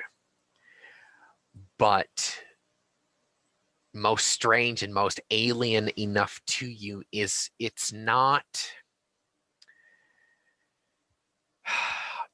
bronze. Bronze doesn't oxidize brown. It doesn't rust brown. Bronze turns green.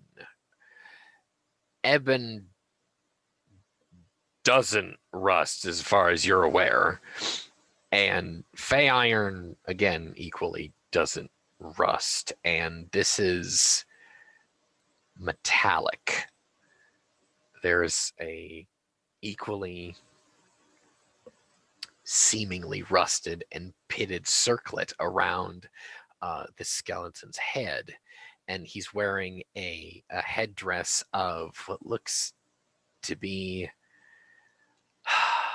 could have been at one time possibly peacock feathers, bird of paradise feathers. It's very much an orgy of tropical birds, almost like the crown of Montezuma in somewhat in fashion there. And his trappings are just not of a time or a place or even a people that you've even seen. All right. Varix is gonna walk forward and grab the sword. You grab the sword. Okay. Because in his mind, the logic is if I bring this back, it'll make up for my blunders earlier. It'll prove that I'm not just some newbie kid. I know what I'm doing. I'm an adventurer. Attaboy. When you let me ask you this. When you grab the sword, you take up the sword, where do you touch it? The hilt. The hilt? I'll say you pick up the hilt, and obviously it looks to be, and once you touch it, it feels like a carved wood of some kind, but it mushes and turns to dust in your hand. The blade of this sword, horribly rusted and pitted itself, bends, falls, and busts in half and makes a loud clang. And it shatters at its basket hilt. Shit. We hear this clatter outside of the cave. What was that, Hagen? He looks up because he's, keeping an eye out. We're making an awareness. Go for it.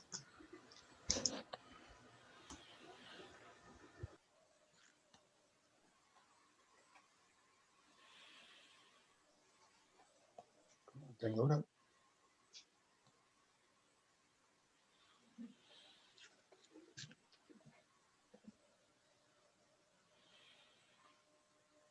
It's a 20 on the awareness. You heard this clatter from the cave that you spied Varix go into just probably like a half hour before. But you obviously you don't see the mouth of the cave. It's kind of like tucked behind a rocky outcropping there. Came from where Varix went before. Where'd Varix go again? He's been busy with his palm. He looks up and looks around for Varix. Varix, where you at? Do I need to make an awareness test to hear this? Yeah, you're gonna need a hell of a lot of awareness here in a moment. You need to be aware of many things, is what I'm saying. Giant cave crickets. What the hell did you roll? 3. Yeah, no. So you don't hear anything. Quite literally nothing. You know, it's just that clatter deafened you for a few seconds, and I need you to make a defense test, please. Right. This is the interesting bit here. All right, they rolled better this time. Well, God, I hope so.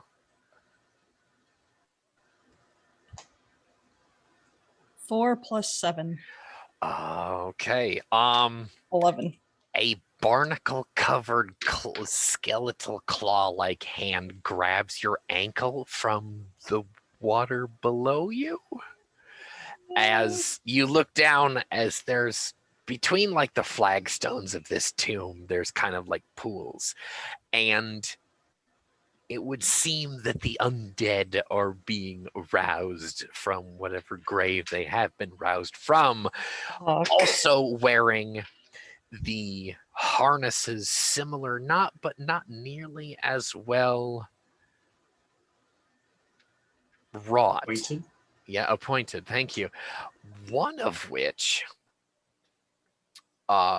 stumbles out from behind a well, it seems like a rocky ledge across the way, levels a rusted thing at you, and I need you to make a defense test again. Again. No one has attacked you yet, but someone is attacking you. Minus what? Because I'm pinned. At -2 actually. You're not pinned very well. He's basically like using you as a handle to get out of the water. Essentially, what that is. Are you really? You're really gonna use? That's 2 fate points this game. Yeah, we're just use that dice roller, please. Just.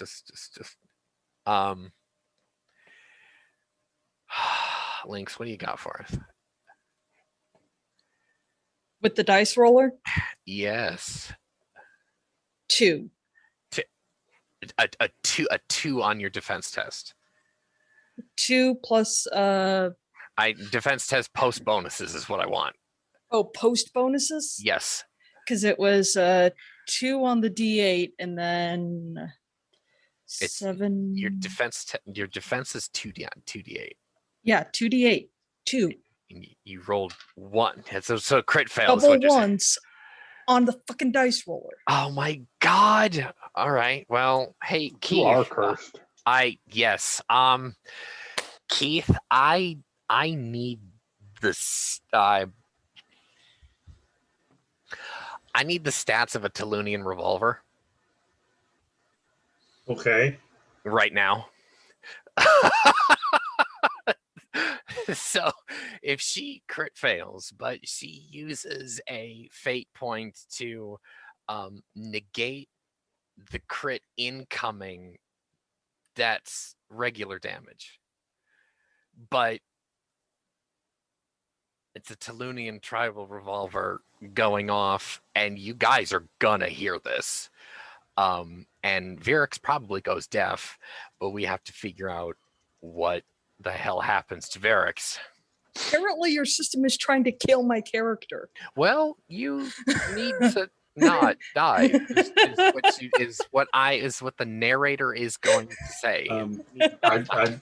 I dropped the damage into our chat there. Oh shit. Correction, not your system. My dice and dice rollers are trying to kill Virix. Oh, god dang it. All right. Your system is beautiful.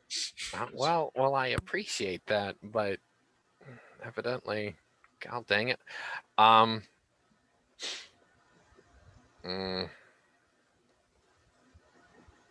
So, Keith, just for the sake of knowing, weapon qualities that we were talking about the other night, that does not, equipment quality does not apply to weapons, correct? This could not be an ornate revolver? Okay. No. Oh, okay, cool. So, good. Because technically this would be a jeweled revolver. Yeah. That is 12 points of vitality damage as we hear the bark report of and report of a revolver, or excuse me, let's use proper terminology for our characters. A thunderclap happens when there is no thunderstorm. Okay. Can I make an awareness test to see where this sound may have come from? Because if it's not coming from the sky, okay. You're gonna laugh, Ray. What was it? I rolled a 2 and a 1. God, My awareness test. So that's a total. That's a total of an 8, though. Oh, I'm pretty damn sure that it would be very unmistakably coming from the cave that Hagen saw Varix disappear into. 18. I'm scrambling down the tree to go. Yeah, right. Go investigate. Yeah, Right's gonna follow Hagen, long axe in hand. Okay. You guys, I stumble into this tomb as the we're gonna say Varix has a smoking wound that is perfectly circular from an invisible projectile blown through him, and he's bleeding into a pool as 6 alien clothed skeletons are kind of settling back into where they're supposed to be.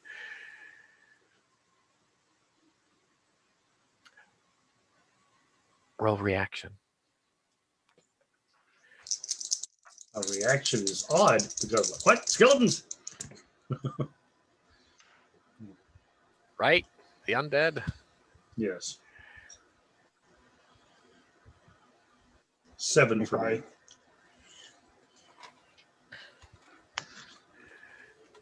Okay, so right, sorry, that was 7. I didn't catch it. 7, and so it's gonna be right, the undead host, then Hagen. Right. Actually, I'm just 7. Oh, just 7? Oh, yeah, I'm down at the bottom. Really? Oh, yeah. My goodness. So the AP skeletal to host is 25. oh, excuse me. No, Hagen's gonna go first. The undead, and then my apologies. Overseers is all that Lotus power is getting to his head again. Hey, man. Red Lotus, Yellow Lotus. I just like flowers, okay? Just shut up. Make an attack, please. Somebody help us.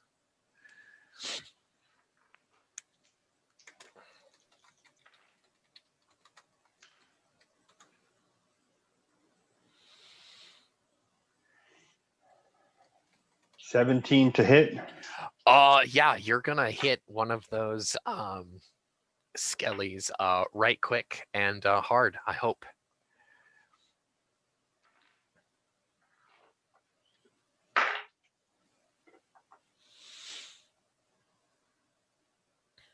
Well, if I could do math myself, 14.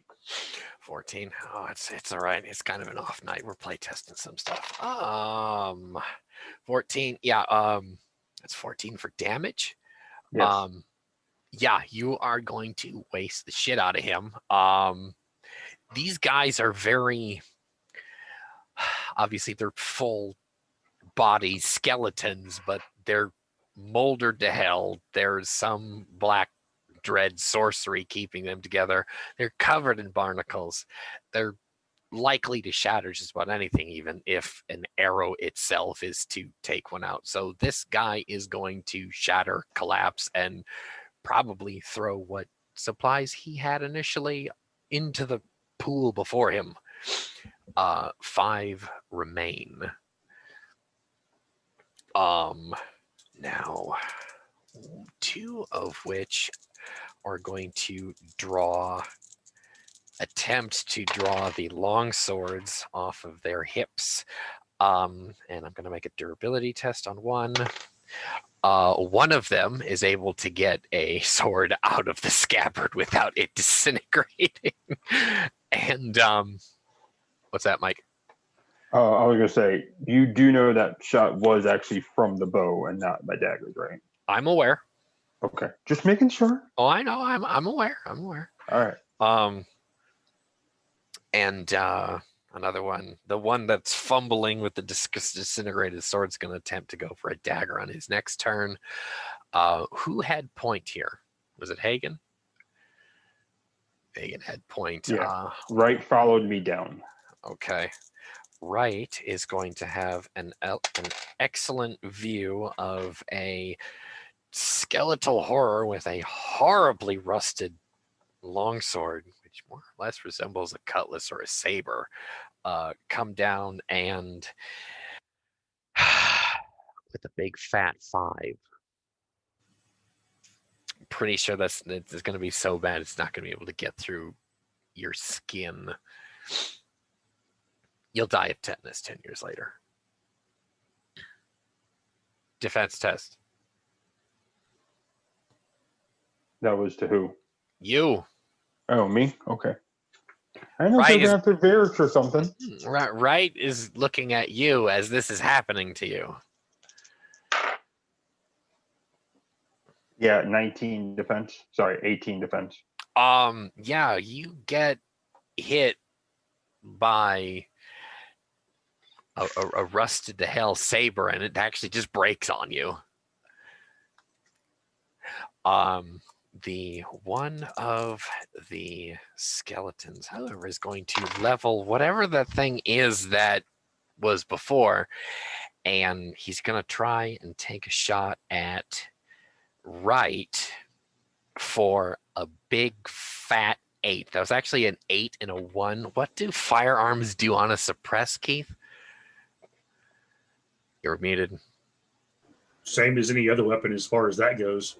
8 and 1 is just what it is. It's an 8. Oh yeah, it's just an 8. So, and please roll over an 8, please. My defense test for him is a 13 because I also rolled an 8 and 1, but I have a +5 to my defense. Oh, thank the hell. So again, that horrible deafening thunderclap, and a flash happens as some wind rushes by your head. Sorcery. That's what Wright yells. And right. So Frank comes out, or like that. Now durability test on the revolver. Oh god, yes, it breaks. Yes. Back to Hagen. Like, just please get somebody. This could go bad. Hagen is actually going to drop the bow and pull out his daggers. Oh, excuse me. No, right goes to nice. Oh, sorry. We skipped right? I was about to say, we went right over me. Yeah, yes, thank you. So, yeah, right with that, him. with that scream and the gax of sorcery, he's going to charge forward with his long axe. Okay. He gets two attacks with this thing. So get him. He's going for the sorcerer first. Are you gonna muscle past the other two ahead of you? Yeah, okay. he's gonna try to bull through them. Okay, cool. Do it. All right, that is gonna be. We don't have charge mechanics, do we? We don't. No, we do not. So that is gonna be a big old 14. Yeah, he got a big fat 8 too. 7 and all right. All right. Damage on that is going to be 12. 12 vitality damage? Yes. 12 vitality damage. He's going to disintegrate. Yeah. Okay. And then he'll use his second attack to swing at one of the nearest ones then. Excellent. So. He's actually leveling another thing at you. So that's going to be better. That is going to be a 20. He can still not answer with a 9. Okay. Dispatch galore. All right. So let's see. I think that's 3 dispatch. Okay, so that's going to be a total of 11. Yeah, these things, barnacle skeletons only have 10 vitality. They're done. and he's going to yell to Hagen, "Let's get out of here and grab Virix." So Varric, that's what he says. you have a sucking chest wound that you're still awake. I'm sorry, but you're still awake. You're feeling all of this. It really sucks, kid. I'm sorry. But you're trying to like, hold it the hell in because you have no idea what the hell happened to you. The next thing you know is Hagen scoops you up. You're bleeding all over him. His nice beige shirt. Yeah, you're a jerk. We reconvene. The next scene, 2 days hence, out on the open sea. I owe him a new shirt. Right? And I need Yes. corruption defense from all three of you. All right, dice roller, don't let me down. Life force. Life force. Spirit. The spirit plus level. Wait, it's a spirit test? Yeah. Yes. Plus level. Shit. Plus level. Spirit plus level. Yes. 2d8 spirit level. There you go. 16 for me. For right. Okay. 16. You're barely able to push that terrifying experience out of your mind. 22. 22. And Varix I'm probably getting takes the a dice -4. roller up. Oh, -4. Okay, so that Yeah. completely negates the dice roll. 1. What? Oh yeah. Oh yeah. Well, when you were shot. No, correction. -1. Really? Oh my Really? goodness. Keith, well, you're muted. What? So level is 2, and then whatever your spirit. Right. My spirit Yes. is 1, So and I that would rolled be a 3. So that would be 6 2d8. minus 4. Level spirit modifier. Okay. Yeah, so roll that again for us. Yeah. And then -4. You should let me keep it, Rafe. I'm sorry. Huh. What was it Can't bad? be Was worse. It Her dice are out to kill her, I think. I'm see, But yeah. only Even with the on the edge dice of roller.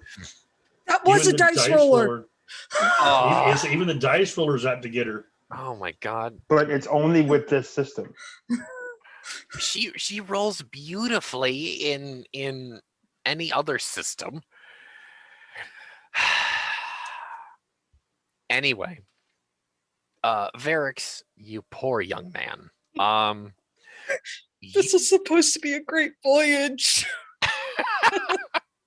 Oh, it's a great something, all right. A great head hurt.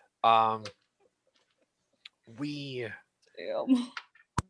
the stage curtains open some weeks away. Varix, that your chest is quite sore. Well, it's but you're alive.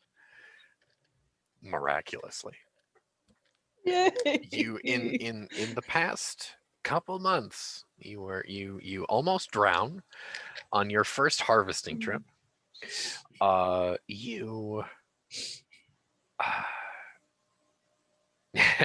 You're probably one of the few people in this realm who was assailed by a firearm. And now, weeks later, we're on a ship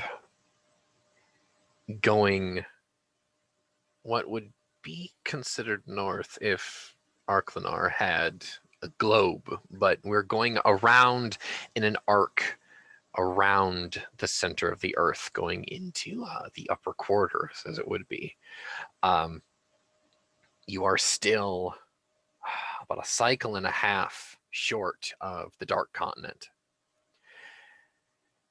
You're going about your day. If I could get a brief soliloquy of the recent, we'll say 6 chains, recent 6 chains, about 60 days of your day in and day out, healing and going about your days and your duty, excuse me, we will begin with the recovering Vyrix. Vyrix has been mostly trying not to move much, and thankfully, in the map maker's eyes, he has not been able to terrorize the main area by tossing maps about. He has been carefully constructing what he could remember of the caves, sketching, and just making notes of do not go here, and trying to draw that weird thing he had seen of what had hit him. When he got back to the ship and was healed enough to do so, he had offered Hagen one of his spare tunics and a full bar of soap as an apology.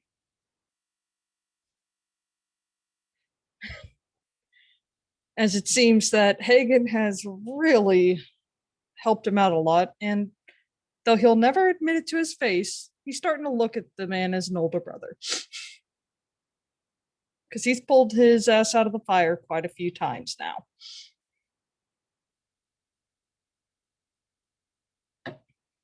So, as he's recovering, he's just trying to draw maps and is listening very carefully for headings and taking note of what direction they're heading, what he can see, what he can hear of the waves lapping against the ship, of how stormy it is, and trying to make a map based off of that. Thank all of the gods that preside over the sky that the weather for the vast majority of your time on these ships has been calm and beautiful. It is the stormy season. Do not misunderstand it. But you've missed every single one thus far. Very rare. Both possibly Lekra and the Crushing Depths both smile upon this voyage beautifully. Then we go to Wright, as he has been kept busy and busy. He can barely sit down. Wright has a philosophy when it comes to doing things. When the ship gets broken, he will fix it, but he'll complain the entire time he's doing it. It's just his personality. So yes, he's been generally in the GAX. He's been cursing up as some of the men say, cursing up a storm. There may be a few of the more superstitious sailors who actually are wondering about that, since he is speaking in this odd language as he's doing it. But yeah, he's basically been running around doing repairs that he can while at sea. One of probably the most terrifying things he ever has to do is going over the side with a rope tied around his waist to patch the hole on the outside along the edge of the water. And that is, he doesn't care for that, but he does it. Of course, the entire time he's probably teaching these sailors some very colorful curse words in his own language. If nothing else, they should be able to fluently curse in the GAX after all this. Oh, beautiful. I love it. But he basically is working from almost sun up till shortly after sundown, because it is difficult to do precise woodworking with no proper light. And even a candle or a lantern may not necessarily shed enough light for that. But yeah, his days are full of his craft. Stem to stern, there are times he's even thought that he's possibly replaced the entire ship at this point. The fairly new timber and such obviously stands out in stark relief against the darker, more weathered timbers beside them, where they've been added or replaced, railings replaced. He is actually thanking the gods, all of them above and below, that he had the foresight to get that one Heart of Palm on board, because he's probably had to replace the spar at this point, if we've been through storms and such. But yeah, we're missing them. So, but thankfully, and he thanks all of them collectively, that the ship is still above the waves and he is not trying to breathe that water. So, and on to Hagen and his duties. Well, first of all, Hagen would have taken the tunic and full bar of soap. Well, English today. Full bar of soap with the smile from Varix. Don't worry, he'll tease him about it later, probably at some point. But for now, yeah, he would actually kind of put that bar with his belongings, but find something to wrap it up in so it actually stays nice and together and everything. He'll actually treat it with a little bit of respect. Other than that, while they've been going, Hagen is not very spiritual or supernaturally mindset. I mean, he's got the sailor superstitions and he's got kind of his cultural superstitions. But beyond that, he's a very mundane type of person. So really, for this entirety of this trip, he's been doing his job, cursing at everyone underneath the sun whenever they screw up his knots or his riggings, or if they, screw up rights, poles and spars and stuff, and then he's got to go fix what they screwed up of rights, and he's got to go fix what they screwed up of his, and it's just no good for anyone when someone screws that stuff up. I mean, yeah, them avoiding the storms, he gives his, it's not really lip service, but he does give the obligatory thank you to Lekra and the Crushing Depths each time they dodge a storm. But it's not like, oh, thank you every time. It's more like, oh, cool. We had a little bit of help maybe getting around this one. But more often than not, he kind of also just thinks it's, they have a kick-ass captain and navigator and they just know what the hell they're doing. And of course, being probably slightly narcissistic, once again, can't talk today, because he is so retentive about how tight the ship is. He probably attributes part of their being able to get around everything to himself, because if the sails were slack, they wouldn't be able to move the way they do. So Hagen has that little bit of vein about him when it comes to his work. But yeah, besides that, he's working. If he's not working, well, something's wrong. I would venture to ask Captain Garanus, creator. I don't believe Garanus is much of a slave driver on his men, but he is a strict enough captain. He lets his bosun do the slave driving because his bosun's very good at it, as I recall. Well, he basically Silas supervises. is not with us anymore, so that no. Well, then who would? Well, then we got to figure who the replacement would have been. Exactly. Silas left some time ago. That's right. Silas did leave, so he's probably he's probably having to take more of a hand in all of this. So yes, he is. He is not an utter horror. He remembers being part of the crew, being under that drive. He understands that the ship has to function, because if it does not function, we die. So he pushes pretty hard. He doesn't like slackers.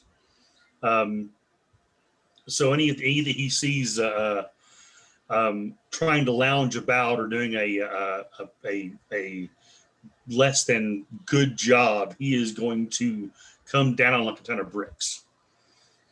His back in his craft when he was the ship's blacksmith upon the Dawnthorn, he was known for precise work, doing good work. His rivets never broke. The armor he repaired was better than when it began, and he expects the same kind of precision and the same kind of quality out of his men. So he will be looking around and looking at what's going on, and he'll be involved with everything.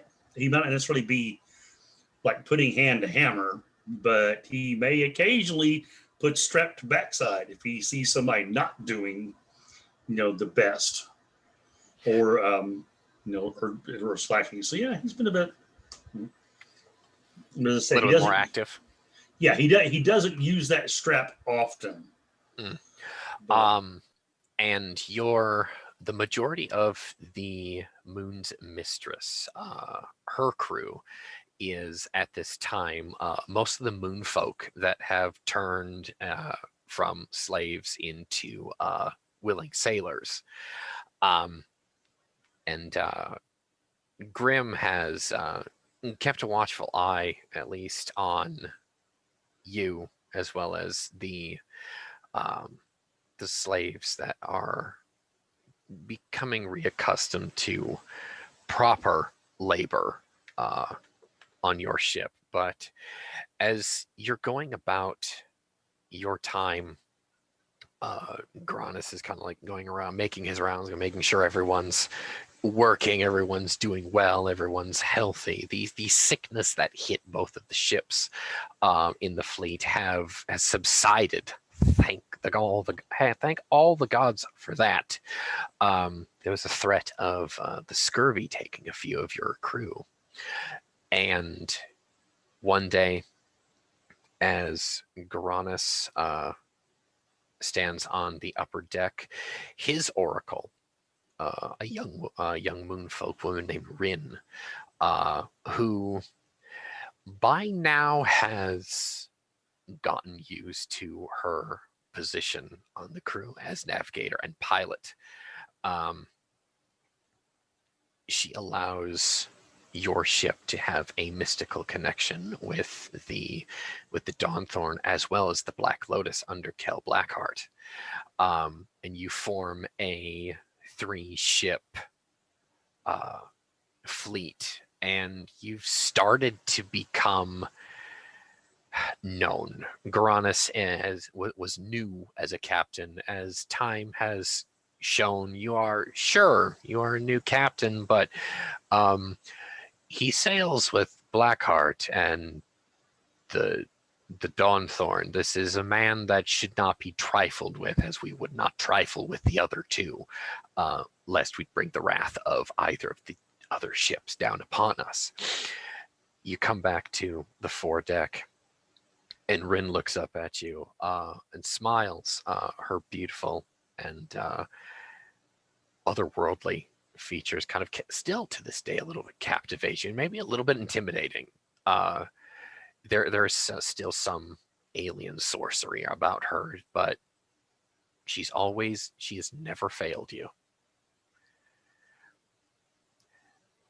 And you probably are about to reply when she just offers a smile in greeting, and you hear the lookout roar from the Dawnthorn.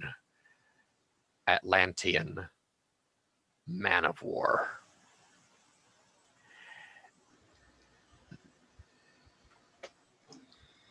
Garanus, as he's about to say or speak to her, he looks up and yells, bellows, really. Says, "To your places, men, to your places." Not a moment later, we hear a blood-curdling, ear-splitting scream from Zakiti. And we all look over. The entire crew of, obviously, the entire crew of the Moon's Mistress is paralyzed by this scream. They're in the middle of the dropping what they're doing, and they're trying to get to their places as this just peal rips through everybody, stunned.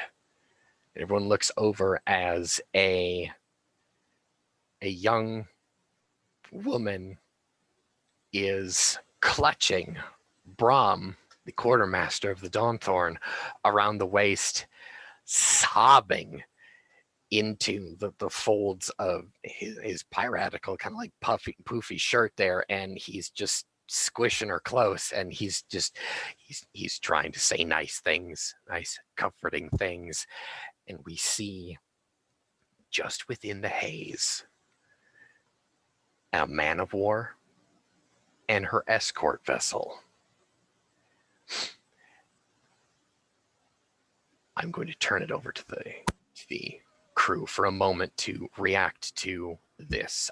You guys know that Atlanteans on the open sea are devils amongst devils, and there is sorcery there that is ancient and older than most of your people, and terror and disheartening fate come upon you. The nightmare has come. You may react in brief soliloquies. Virix, you're up. Well, Virix, knowing he has cheated death quite a few times, he readies himself for battle and looks over at the other ship, hoping that his friends are going to be okay, and thinks to himself, really wish I'd given Wright some soap as well. Hagen, what is going through your mind as quite literally a Tiger tank and her Panzer III escort basically show up in the desert? Put this into perspective for you. Right.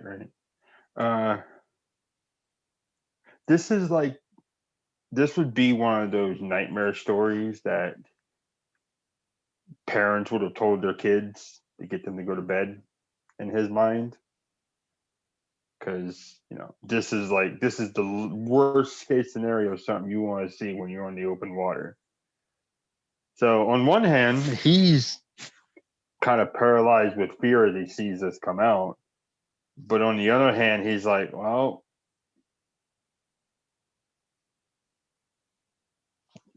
what may come. So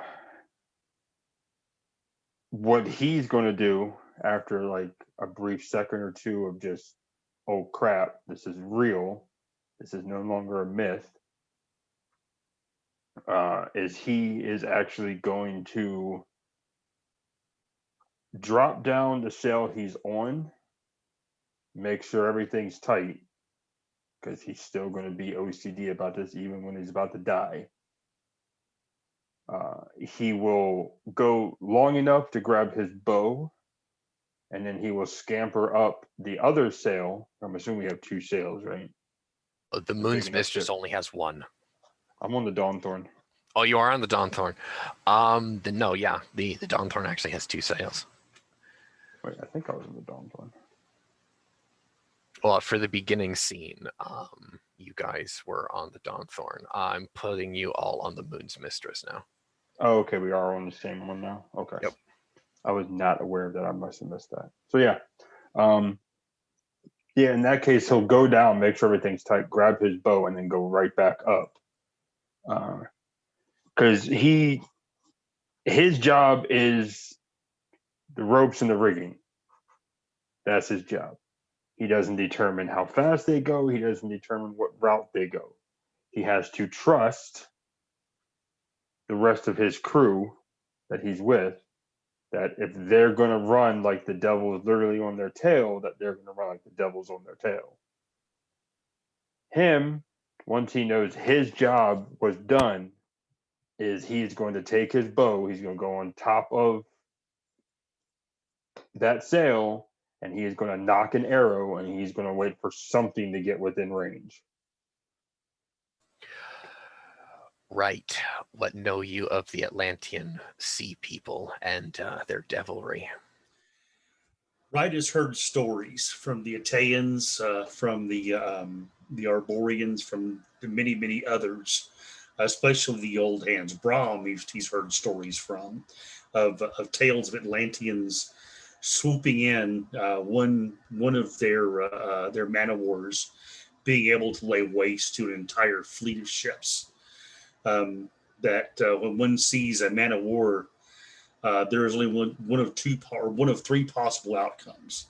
One, they go to the bottom of the ocean, slain. Two, they become slaves of the Atlanteans, something that the Megaskip does not want to do. Or three, they put on as much sail as they can and get away somehow. He is hoping Uranus chooses the latter, but he decides that if for some reason we have to stay and fight, he is not going to go down easy. He will not sell himself either to the sea for cheap, nor will he become a slave. If those Atlanteans take this ship, they will take it with his blood spilled out upon the deck. He goes over to his little chest, pops it open, pulls out his battle gear like everyone else is generally doing. He doesn't really have a position like to deal with the sails or anything like that. He basically repels borders at this point. So he throws on his somewhat primitive looking leathers and furs, pulls out his shield from inside this thing that he's crafted himself, and takes his hand axe that he keeps in there, not for work, not for the work of working wood, but for the work of working flesh, and prepares himself for battle. As he does, he starts singing a song in the Gaxkith, basically calling out to his ancestors, letting them know that he may be among them soon.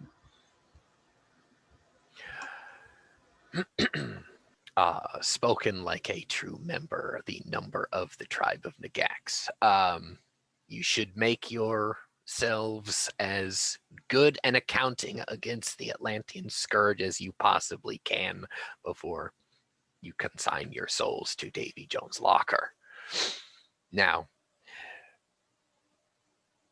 the next scene goes to Uranus and Rin on the foredeck, as Uranus likely will look to his superior on the Dawnthorn, as Rin looks to her superior, and there is an emotional turmoil on her face as she is about to speak.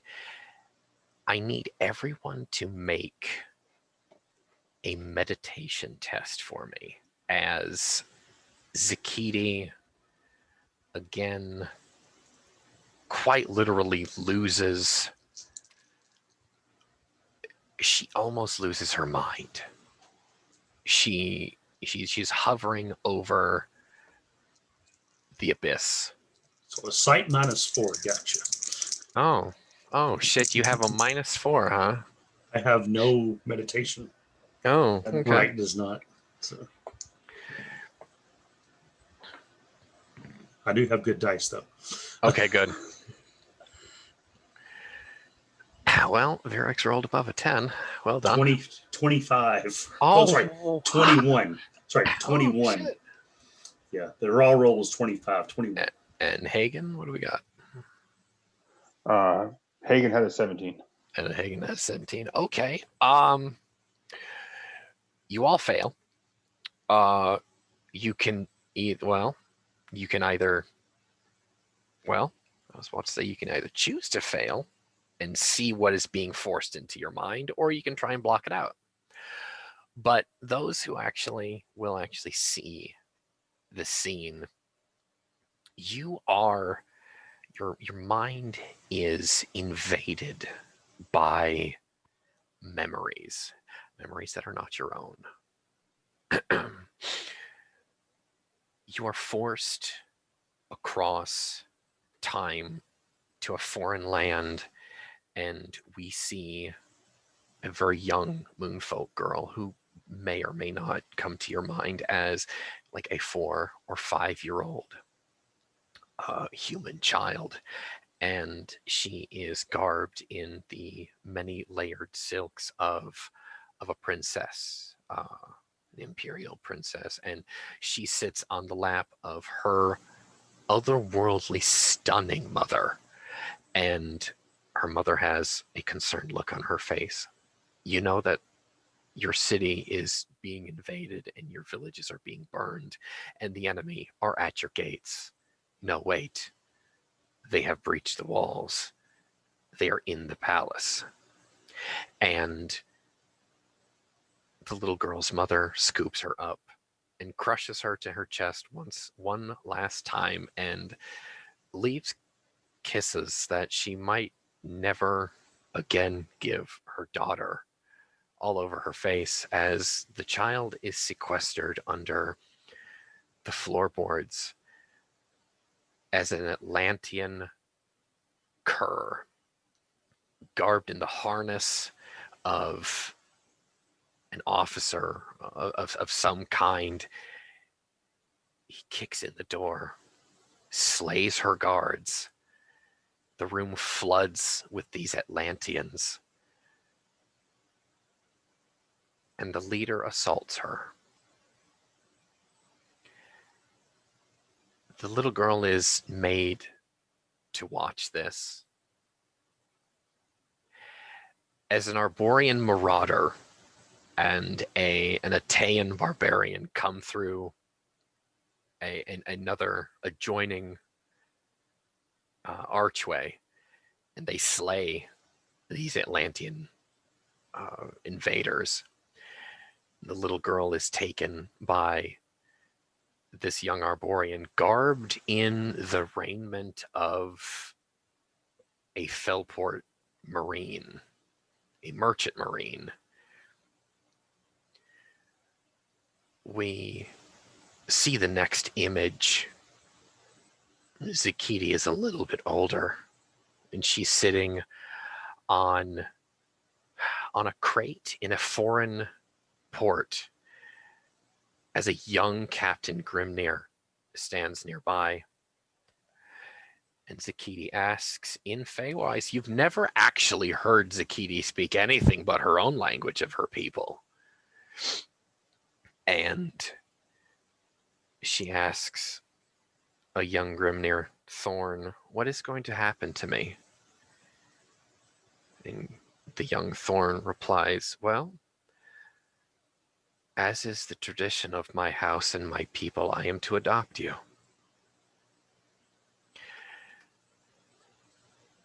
I will protect you with my life, as is my name, my promise, my bond. I will love you as mine. That is my bond and my word to you. You shall be my Driftwood princess. And she says, that sounds fearsome. He goes, your name is Zakiti now. And in the wake of this apparition, this premonition, it finally dawns on you the runes that actually make up Zakiti's name mean noble tree or noble ocean tree. When translated from Turanian to the Arborian runic letters, her name literally translates as Driftwood Princess. It is then that we learn that Zakiti's real name is Reze. She is the crown princess of the Silver Throne of the Moonfolk of the Dark Continent. We are now sucked back into the present as Zakiti is trembling. She's not letting go of Brahm. She can't. She won't. She is teetering over the abyss of the void. You finally realize that Zakiti's madness, her corruption, is actually from the oracular pillar. She has oracle madness. If she casts another spell, she might die or be cast into the void properly. Now, it is at this point where Rin, with her makeup running, she sees this vision. All of you have seen this vision. She just looks to Goranis. Kronos looks down at this small figure before him with this image in his mind of a revelation that he'd always wondered how she came to be upon his ship. She always had a double bearing. The clothing she wore was always the best that Grimnir could provide, and he figured he was just pampering her, not keeping her in a manner that she had been accustomed to as a child. But now it makes perfect sense. And he looks over at the Atlanteans coming in, looks around at his crew, and looks at Ren and says, Ren, I hate to put this on you, but she can't do it. You may have to lead us out of here, or at least try to. Until you do, he looks back at specifically the Italians. He says, boys, it may be time to drop the veil. If they get close, don't sell us cheap. Some of the, well, actually, the Italians of your crew specifically are a bit of a minority, but as soon as you look at them, they've already pulled their blindfolds off, and they've let the sun into those horrible opalescent eyes of theirs, and they just snarl, lips curled back like mad dogs at these horrible black ships coming your way. And Rin replies to you, I can't do it without Satsu. You have to try. And he puts his hand on her shoulder. He says, I believe in you. We all believe in you.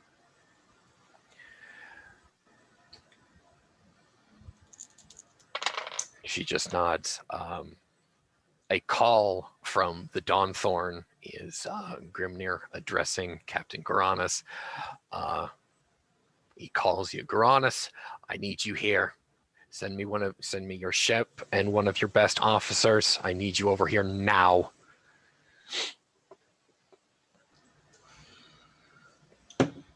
He waves acknowledgement and says, yes, sir. He looks back at Ren and says, and he thinks to himself, should he bring her with him? She would be technically your second. Yeah, so he nods. He says, get the launch. Myself and Ren are heading over. Follow. He looks at the pilot. He says, stay clear, stay close to the Dawnthorn. You guys are kind of locked into a course, like right next to each other. So, and we're going to be testing a little bit of naval combat tonight. So we're going to give that a shot. Naval combat and siege weapons specifically here. Oh yeah, I forgot about that. We do have a ballista. Yeah.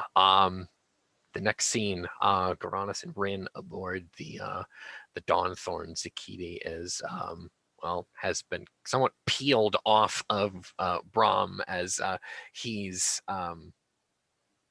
sitting next to her on a bench in the captain's office, and Grim is saying, all right, we have a couple hours to prepare for this. I need Lekra's arm installed on the Moon's Mistress. We will split our armor-piercing ballista rounds between the two ships, and that is when his voice trails off, and you can put in here should you wish to. So Garanus, as he's looking at this prospect and looking at these ships, he looks up and he says, we can arm the ships however we wish. Shouldn't our best bet be to run as fast as we can? I mean, can we outmaneuver them? Is there anywhere nearby that we could lose them? Islands, reefs? We might be able to make a run for a reef, and he pulls out a chart. This is where we are. This is where they are. And this is where our nearest reef is. We would have to double back a good 6 hours. But they are, now keep in mind, geographically, Arklanar is flat. So if someone is coming out of the haze, that's about 15 miles away. Straight line. He looks at the charts and such and says, We have. He said, just a moment. He goes up on the deck and he signals back to the Moon's mistress and yells over, "Send over Varix. Bring your maps."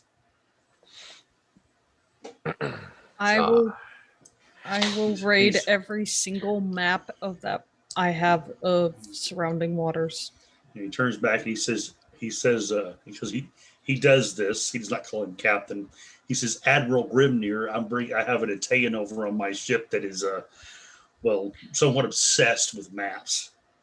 He may have fire preparedness. Get him over here." Yeah, he may have insight that we don't. Well, when Varix joins us, you may join the scene. Go for it. Yes, I've been summoned. We need to see if there's anywhere nearby here we can get to with reefs or any kind of islands we can use to possibly outmaneuver those Italians or those Atlanteans. No, it's too deep right now. We wouldn't be able to find a whirlpool. All right, I'm gonna consult the maps for reefs, underwater volcanoes, geothermal hotspots, anything. And I'm also going to actually take off my own blindfold and start looking over the side for anything in the deep. Nothing. Well, honestly, the Atlanteans do not fear what's in the water. Right. They're amphibious. They're But that doesn't mean we can't use what's in the water. You guys do not have the magic to ensnare those kinds of things, nor do you have the time to tame anything like that. Oh, I'm not thinking of taming it. No. Take a sailor, slice, dump, summon. No. Okay. That's you guys are That would pressed not for work. time as Fair point. is, and we're not sacrificing one of our crew specifically for that. Okay. Just thinking if we had to. Okay. What's on the map? There are reefs nearby. You can, with a good navigation test, get us there. Seafaring? Yes, seafaring would go for that. They are going to pursue you. They're unless you can. Well, what Rin was referring to earlier was using a naval ley line. You actually need two people for that. It's technically circle magic. That's why she said she can't do it without Satsu, which is the navigator and the oracle on the Black Lotus. Now, who is not currently with you. So, keep that in mind. They will be chasing you for all of this next scene. I'm going to be reacting to the three of you planning how you want to do things. The floor is yours, gentlemen. All right. So I said, while Garanus and Varix are over there doing their thing, Bright is going to be over on the ship getting. He's getting. I'm sure the order's been sent over to. Send over one of the other ballista. So he'll be probably in the process of bracing up the deck where it's going to go. Mm-hmm. To install it. Yeah, to install it. He probably already has some stuff down below set up specifically for the idea. And we already have one, right? We have a bow ballista. You guys don't actually. Okay. You guys haven't had the time to get one. That's true. So okay, I couldn't remember if there was a ballista on this ship already when we got it originally or not. Well, okay, it was wrecked in the fight. Okay, yeah, that's true. So he's probably already cleared out all the debris from that. Mm-hmm. And he'll probably be grabbing Hagen to help him get the thing rigged, get the stuff as it's coming over rigged up, using the pulleys and such, and using the whatever we happen to have of rigging to help get this thing in place. So, and are they going to send us a ballista engineer? You can borrow one. Yeah. We'll need at least one. Because I don't think we had anybody on our crew specifically that was a ballista gunner. So right. At least one just for that. And then he'll be, I guess drafting people in as needed as loaders and as the gun team. cockers and whatnot. Yeah. So There is one Atean gunner named Erdrug of the marsh known as Tor. But yeah, he's kind of nasty. I mean, he's a Deadeye, but he's kind of nasty. all right, that's fine. So, trust me, I can tell you this. Right will match him. Nasty for nasty. He starts cursing at right. Right will start cursing back. But so yeah, I'm sure it'll be quite fun interaction there. Oh, I didn't say he was cursing you, but well, now if he curses at right, Rattle curses back. That's fine. Now,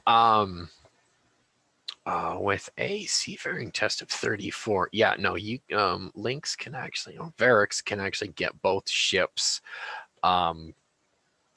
very expertly into kind of a screen of reefs there where the larger two vessels actually can't get at you properly. They're basically really big sandbars is what's above the sea, above the water line. So they can shoot over it at you, but you don't have cover, but still. You do come to the knowledge of they look like they have looks like to be a mangonel on one of them, as well as a kind of looks like a heavy mortar of some kind, and a great ballista. The escort is the one that has the heavy mortar on it. The man of war has the other two. Now, that's mean. That is mean as shit. So, and because now Garanus, I'm gonna need a reaction from the Moon's Mistress. That's gonna just be one ship. Mike, because your character is busy doing putting Lekra's arm installed on the Moon's Mistress, and I need for you to make me a reaction test and add 8. You are making the die roll for the ship, but you're using Grimnir's reaction test. So, keep in mind, that's a crit pass. Oh yes. Oh my god. I'm glad the Dawnthorn actually gets a crit.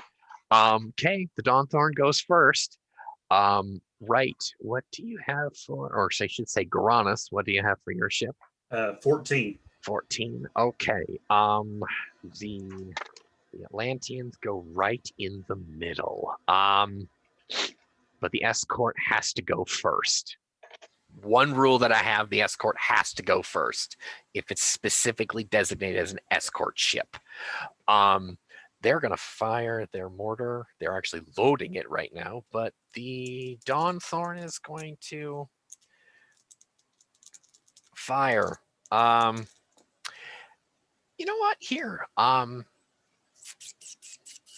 Dawnthorn also has a great ballista. That is a long-range gun right there. Hey, Mike, you want to roll for a distant relative of yours? That is a plus 14 on the siege attack. Please do so. And all right, so I'm just doing 2d8 and just adding the 14. Yeah, 2d8, 14, and he's got a wait, hang on. We got to do this right. Keith, what did we say siege engines goes under for an attribute modifier? Projectile's going to need cunning. Right? You need projectile grades in order to get the weapon skill for siege engines unlocked. Right. Engineering is also under cunning, so yes, cunning. Logic would state cunning. Okay, I want to make sure. All right, cool. Correct me if I'm wrong, Keith. Confirmed. Yes, that is correct. Thank you. siege engines have only been in the system for so long, so I needed to fix. Thank you. 14. Hagen might have to pick up engineering after this fight if they survive. That's actually a plus 17 modifier in total. Okay. Yeah, let her rip, man.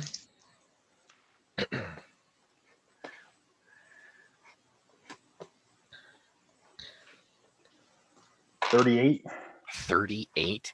Oh yeah. Oh, that's gonna hit. I need you to roll me 3d8 for actually, you know what? A great ballista. I think we said it was a 3d8 times 2 for damage. Yeah.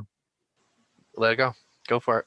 Send it. So, am I doing 3d8 twice or just 3d8 total times 3d8 times 2. Okay. 8s explode. So 3d8 multiply the result by 2, right? Correct. 8s still explode.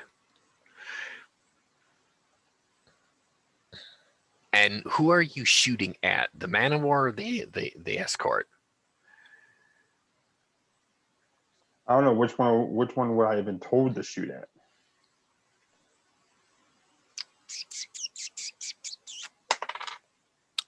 Grim says the escort. Take the escort out first. Those get cooked off real quick anyway. Okay. Because the mortar might actually light both ships on fire. All right. It's just 3d8 times 2. I don't add in any cunning modifier or anything of that. No. Okay. 56. 56 damage. All right. Nice. Minus for their armor plates because all Atlantean ships have to have fucking armor. Of course they do. Did you? Oh wait, actually, because these are ebon heads, did you add in the material bonus? No, because you just said 3d8. Yeah, 3d8 plus 2 That's damage. why I also said, am I adding anything? That's fine. In? That's fine. It's fine. It's fine. What was the total then? 3d8 plus 2 times 2 for Evan. Yes. Yeah. We'll just do that. Yeah. Okay, so 60. 60. That is going to hit. Yeah, that's gonna hit hard. It's gonna hit it squarely in the bow. You're gonna tear a huge hole in that thing, and it's gonna start taking on water. It's gonna start sinking, but they can return fire next turn if they don't get that taken care of. Now, as soon as Hagen fires this thing, any crew member would able to see his face, he just gives it. Reload it now. You have this whoosh crang as the bolt flies, and I'll say it's very exciting. Just let that sink in. Now, they are going to attempt to. Actually, no, you interrupted them. Actually, loading the heavy mortar. Well done. The man of war is not in range yet for their great ballista. The moon's mistress. You now have a gun. Okay. You've just strung it. Just this moment. Okay, well, we're gonna load it. Do it. That's what we'll be doing, and then we'll be sending it.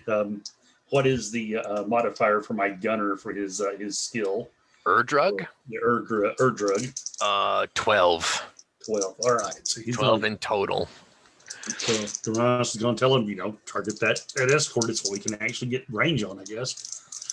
Or actually, first thing he'll say is target the big ship, and then Erdrug will be like, we can't hit that. It's what the hell are you doing? Just shut up and let me do it. Okay. So, yeah. So he lets fly. Let's see. 24. Oh, yeah, that's going to hit. he can't match that at all. Okay.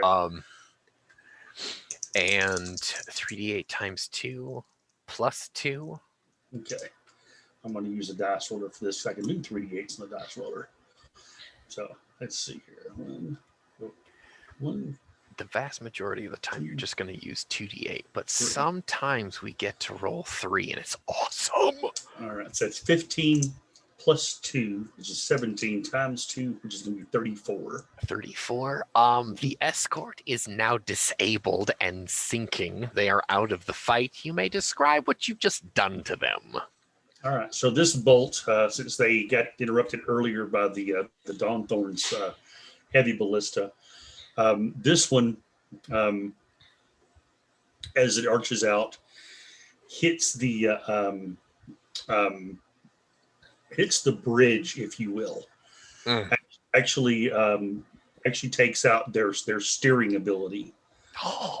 Lodges itself in the. I don't know if these things have wheels or rudders. They have rudders. Okay, so it actually probably takes out the rudder and either locks it in where they can't use it or knocks it off the side of the ship, one of the two. Either way, that rudder is no longer a functioning ability to steer. Mm-hmm. So that way they can't maneuver. They actually, well, if they can't maneuver, the next turn they're going to run aground on the opposite end of that sandbar, and they're just going to be useless out of the fight. Now, that man of war, his going to go. Well, the captain of that man of war is going to urge his boys to row at full combat speed, and they're going to get in range next turn. So, Rin looks up at Garanus and says, I can't do circle magic alone. That's not how sorcery works. Okay, I understand. And of course, Zakiti's not in any shape to do any of this kind of stuff for you. What can you do? Is there anything you think you can do that might be able to be of help here? Can you confuse them?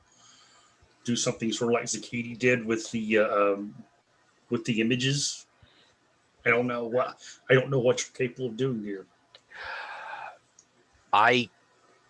She takes a moment. I can contact Satsu, and she can bring the Black Lotus hither, and we might be able to get all 3 ships away to safety. I would do that then. Send word. She will dismiss herself, and and he says as she goes to dismiss herself, he says, and also, if this begins going badly, let her know. There's no reason for us all to die. She normally has a word of acknowledgement, very respectfully, to anything that you say, but she kind of shoots a look back. It's not insubordination. It's not. It's kind of a look of, why would you say that? Like there's clearly a culture barrier that you're trying to go for, and it's like there may or may not be honor involved there. That no, we don't leave friends behind. We don't leave comrades behind. Doesn't matter the odds. But she's gonna go out and put together a ritual to use Whisper on the Wind to contact Satsu. Now, as we know, Satsu is an older Moonfolk woman. She's not old, but she could pass between 25 and 30. She's older than the other girls. As it turns out, she's actually Kel's mate. Which is a little bit of funny business. You don't dip your ink in the crew divides loyalties, but it's the captain, and he's the most vicious of the admiralty. and Kel does what he wants. Kel gets us results. But the next scene is Satsu getting this message from her, and she pleads with Kel to make preparation, and she with aid from the priest of the crushing depths that is aboard their crew, they will actually be here next turn when they fulfill their ritual. You're muted, Keith. Let's see if you did that. I don't know if you said something. That was just, well, okay. Right. Satsu is very protective of the younger girls. Very. And she hates Atlanteans as much as any Arborian or Moonfolk does. So Mama's not fooling around here. We go back to the top with the Dawnthorn. Hagen, you can... it's been a full round. You can have that gun reloaded and attempt to range in on them. Are they actually close enough yet? Or can I kind of do like I do with my bow and actually take that moment to actually like lock in, and as soon as they come in range, take a shot? They are coming into range. Go ahead and make an aim, but you're going to be using Grimnir's skill there. It's an engineering test. Add a 4 to it. 2d8, and engineering is under cunning. Yep. We're ranging in to give you an aim bonus to when they come in, take the shot. Yep. That is what we're doing. Because this is a shot at extreme long range.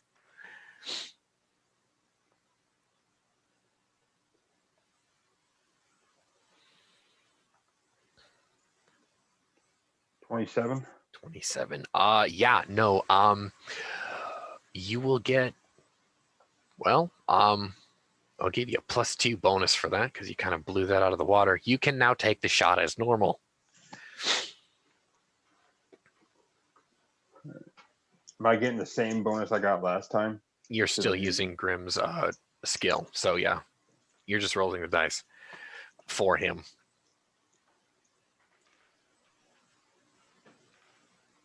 He's got a monster bonus of 17.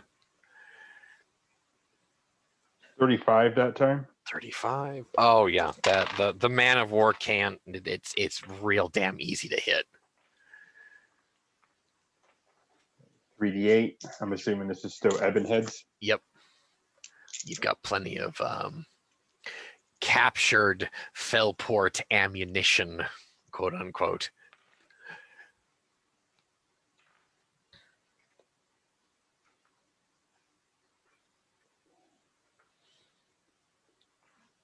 $50 points of damage. Awesome. That's a nice scratch.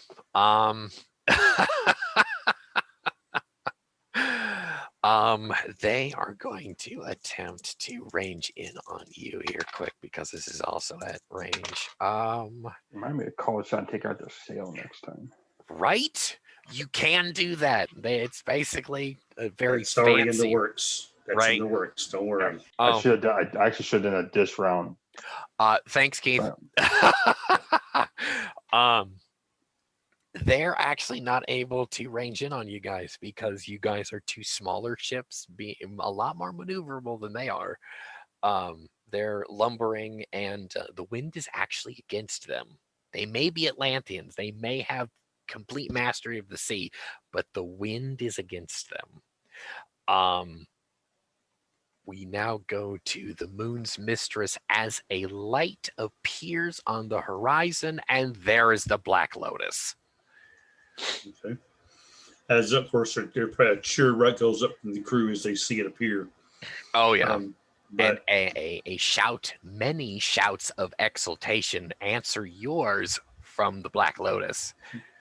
So as this is going on, Gronus takes a quick look over that way, acknowledges it is there, and then he looks over at as they're they're reloading this thing. And he looks to Erdrick and he says, "Can we put pitch on these big arrowheads?"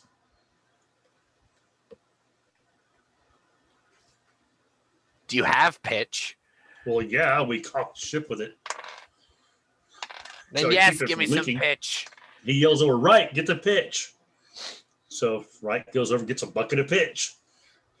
He starts slapping it on the head, and he starts laughing because he knows the idea of what's going on. Am I able to hear this commotion? The hooting and hollering from between the two ships. Yeah. Oh yeah. Well, am I able to hear You the don't captain yelling for pitch? No, you don't hear that. No. Okay. So yeah, so he's gonna cover that thing good with pitch, and then grab a lamp or whatever, or basically try to light it up. Okay. For the next fire. So see if he can get that tip going before he launches.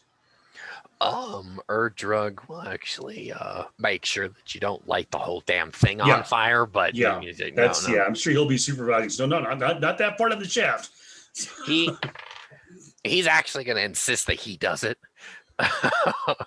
Fine. He'll say, fine, here. And Wright will shove the pitch bucket and the brush into his hands. Takes me like a short-handled mop. You can send it, actually. All right. So Erdrug will line it up, and he's going to try specifically to go for the sails. Okay. Would that be a called shot? Oh, technically, in the mechanics that we have right now, is a called shot? Yes. Okay. So that's a minus. That's a -4 for you guys. It gives them a +4 of their defenses. Basically, what that is. So that's so instead of a 12, it's an 8 for his bonus then. All right. But keep in mind, because it's the ship is a static defense stat, and it's +4. It's an 18 minimum to hit it. Okay, that's fine. So 19 plus 8.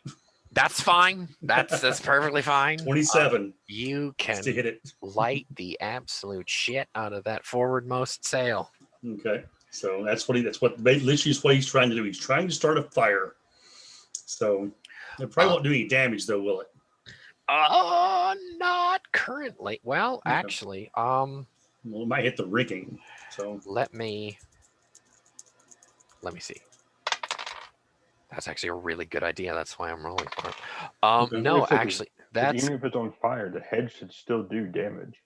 it's going to tear a hole in the sail and land in the ship. Okay. It's going to land in it, kind of like in the middle of the deck. So it's a big crater with a ballista bolt sticking out. Doing that. Okay. Well, you're gonna see that it's fallen on some guys, and they're gonna be turned into Atlantean chili. But there's a fire over there. Okay. A real nice fire. More hooping and hollering. No more hooting and hollering. Oh yeah. But the Black Lotus, they'll go last because they joined the battle last. They are going to maneuver. They're actually going to try and get behind her. Get behind that Hulk. Kel can see that this is actually an obsolete Hulk, and it doesn't have near as thick armor in the back. And the Black Lotus actually has a mangonel. They can light up the stone and put more fire up there. Satsu is going to attempt her circle magic with her, the priest, and Rin, and hopefully Rin actually makes hers. I'm going to roll for Rin next turn. Now, Hagen, how you doing? How you doing, buddy? Hagen's having a good old time now. You get to fire a big ass bow and destroy shit. The captain leaves the gun team for a moment and goes down into his cabin. He's only gone for about 5 minutes, and he comes out with a kind of a long chest with two big handles on it. He comes out and he drops it next to the next to the gun, and he throws the thing open, and the ballista bolts that he has in there is only 3, and they've got a red stripe down the side. And he goes, I want you to put these in the next gun, in the next shot next. Put these on there. Just do it. And since they are now in range, they're going to be very fucking easy to hit. And there's a fire over there. Send it. What weaponry does the man of war have that I can see? They have a mangonel. Excuse me. Yeah, they have a mangonel, but on their bow gun is a great ballista. They're going to try and fire that this next turn, but their mangonel is on the back. You can't really see that. You can see it, but not very well through the smoke. Can I see them trying to load and get ready to fire the ballista? Yes, you can see that Good. plainly. I'm taking it out. Okay, so called shot on their forward gun. Am I still able to do the whole aim mechanic? Or not enough time? You can't. Well, no, you can. You have time to. Well, actually, it's your turn. It would be technically a full round action. No, you can do it. But never mind. No, you can do it. That's fine. I want to do this correctly. So, is it possible or not? Yes, it is possible. Okay. I don't want to split hairs because this is very rough here. Yes, Keith, you have something on your mind? Or, okay. Excuse me, the Captain Garanis has something on his mind. Well, I was thinking of something, but I'm not going to interject because it would not be correct to do so at this point. Oh, okay, right. 28 to aim. 28. You are ranged in on that forward gun, and you're using the red painted shells, I believe. Yes. Okay. Captain said load them up. We're loading them up. Well, Gunner said load them up. You know what I meant. Right. Well, he's part of the gun team now. He's attached himself to you. Do I get any extra bonus off of those? Or I'm assuming they're just going to help with the end result. You're getting his skill because he's the highest skill in that gun team. So that's why. Right. Plus 17 there. And then +2 from the aim, -4 from the called shot. Meanwhile, below deck, Brahm is in his armor and he's pacing back and forth in front of the door to the captain's cabin as Zakiti is trying to calm down, sitting on her bed. Big Italian bulldog. What happened? What happened? What are we doing? It exploded 3 times just on the dice roll. Oh, good. Just do it. 47. 47 points of damage. No, 47 to hit. 47. Well, yeah. You're gonna hit the gun. You're gonna hit the gun squarely. I'm pretty sure the gun itself is gonna get destroyed. What is damage on this one? The damage is so just 3d8 +2 times 2. Right. Well, because these are the red stripes, not the ebon heads. Well, it also has an ebon head, but Wow. These actually specifically have 2d8 on them. Okay. Slightly less, and you'll see why here in a moment. Oh, I figured.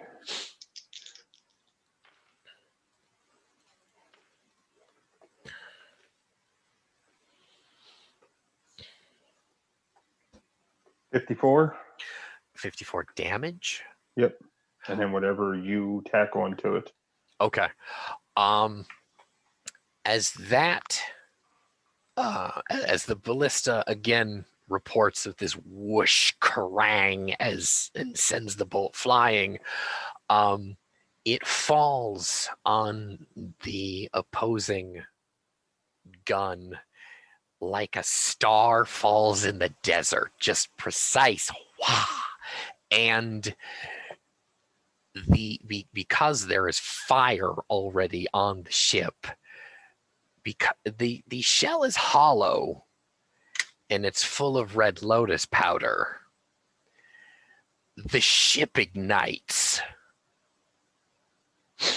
and you guys see essentially this mushroom cloud of just hell. It's hell on earth on this ancient yet obsolete ship, and Grim just stands there with his hand, his face in his hand, and he goes, as just a few moments of just like dead, horror-stricken silence as screams of excitement just deafen you.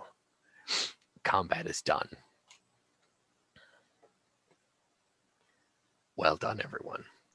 Well, the last thing they would have heard as this thing goes up in this flame is a very, very loud belly laugh from Garanus as this thing is just burning purely out there on the ocean. A few moments later, there is kind of a mystical haze that everyone sees and feels, and your skin gets tingly. And the scenery vanishes as the three vessels are transported via ley line back to that small palm-covered isle that you'd stopped at for repairs about a half a cycle ago. Now just calmly drifting in the sea, and everyone's just like, wait, do I have everything? Everyone's okay. Everyone is whole, and it's just that the awkward tingliness slowly vanishes. The floor is yours, gentlemen, to reply as you wish. So right as this after this tingling goes away, and said he checks everything, starts at the top of his head and goes all the way down to his toes, make sure stuff is there. Okay. And then he mutters a prayer to whatever God's listening, as literally as he says that whatever sorcery was just touched him doesn't affect his children. He's heard tales from several sailors that being exposed to sorcery can cause your children to come out with two heads and all kinds of stuff. So he, of course, once that happens, he starts looking around to check the ship. The ship okay? Muttering about somehow sailing half a cycle in one night and blah blah, and all kinds of sort of just grumbling because he can grumble, and because he kind of sort of wanted to get in there and hack somebody because his blood was up. So now that's being focused on making sure the ship is okay. You guys basically got out of there without a scratch, amazingly. You used the aquatic terrain to your advantage, so they actually couldn't bear down upon you and board you. But what we'll do is we'll have closing soliloquies now. We will start with Varix, actually. Virix is swearing off the sailor life. He's been shot. He's been drowned. This is not what he was promised when he thought he was going to be a map maker. He thought it was going to be glorious sailing to faraway ports, lovely ladies always willing to welcome his brilliant mind, boundless treasure on the open sea. He's promised such great things, and he almost ended up dead twice on his first voyage. So when everybody's in a good mood, he waits for the captain to be quite generous and happy. He walks up and says, "Can you drop me off at the next port, please? I don't want to do this anymore." and he offers to hand him all of his hand him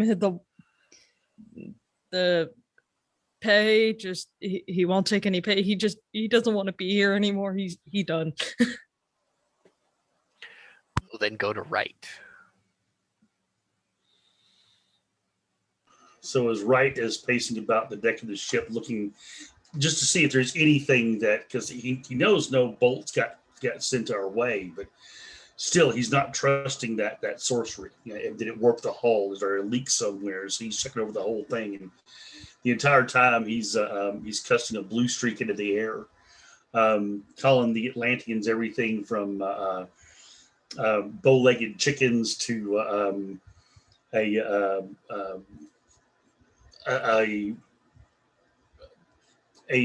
me see here. Trying to put this the very properly way here. A cowardly cowardly children of female dogs who pass gas that stinks to high heaven, and have mothers that resemble old hags as young children. Getting very colorful in some cases. But he's also, this is sort of in a way to cover his fear. He's a very superstitious individual, and being touched by sorcery scares him. Unlike as Vic said, we should even know about that as of yet. He's going to stay on because this is all he's ever known since he was taken from his father as a young boy and basically sold as an apprentice to a shipwright. This is all he's known, and these skills he can't take back to his tribe because his tribe has no use for boats. So he would go back and probably be ran off as a useless, barely capable hunter. So he'll definitely be sticking around with this crew for a while. Garanus he looks up to. That Ren, though, he is very, very much leery of her, and more than a little afraid of her, especially if she can do that. But he likes ballistas now. And then we go to Hagen. Hagen loves ballistas now. Hagen wants to keep this one. No, basically after he fires that shot and he sees that thing go up, like a freaking, keg barrel gone awry, and then it kind of gets shifted. He's actually still stuck in that battle mindset. So even after they get shifted, he's actually still trying to look around for a new target. It actually takes him a few moments to actually realize there's no one around to fire at anymore. And one thing he would have kind of noticed is when everything went up, he probably would have at least seen the powder, as it caused the explosion, since he knows a little bit about lotus powder. So because he's not that he disbelieves in magic and the rituals, but it's something he doesn't really believe in.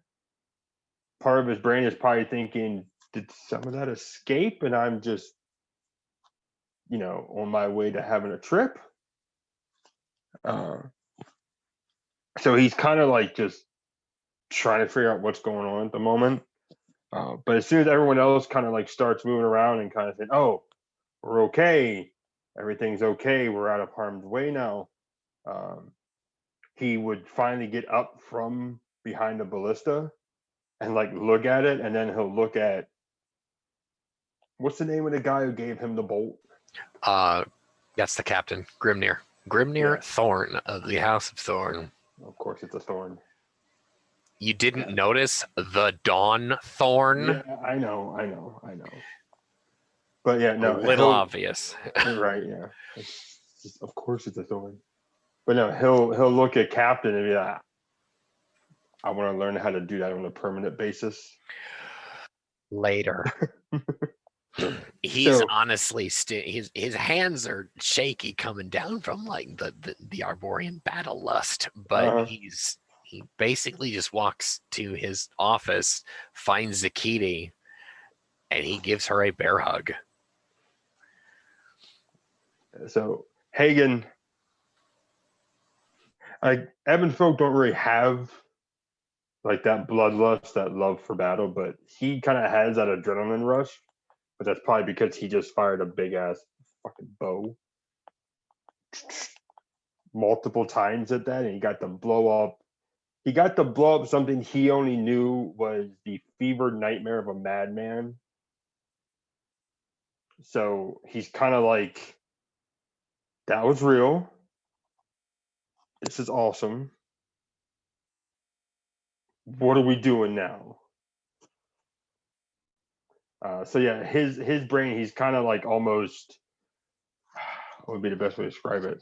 It's not quite like ADD type mindset, like his brain's all over the place, but it's kind of. So Hagen's just kind of, he's ecstatic at what happened. He's ecstatic at what just happened. So he's kind of like shell shocked, but excited.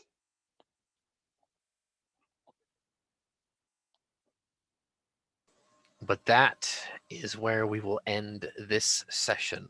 Thank you for tuning in tonight, as hopefully we can actually see these characters again in the future. Good night, everybody. Good night, everyone.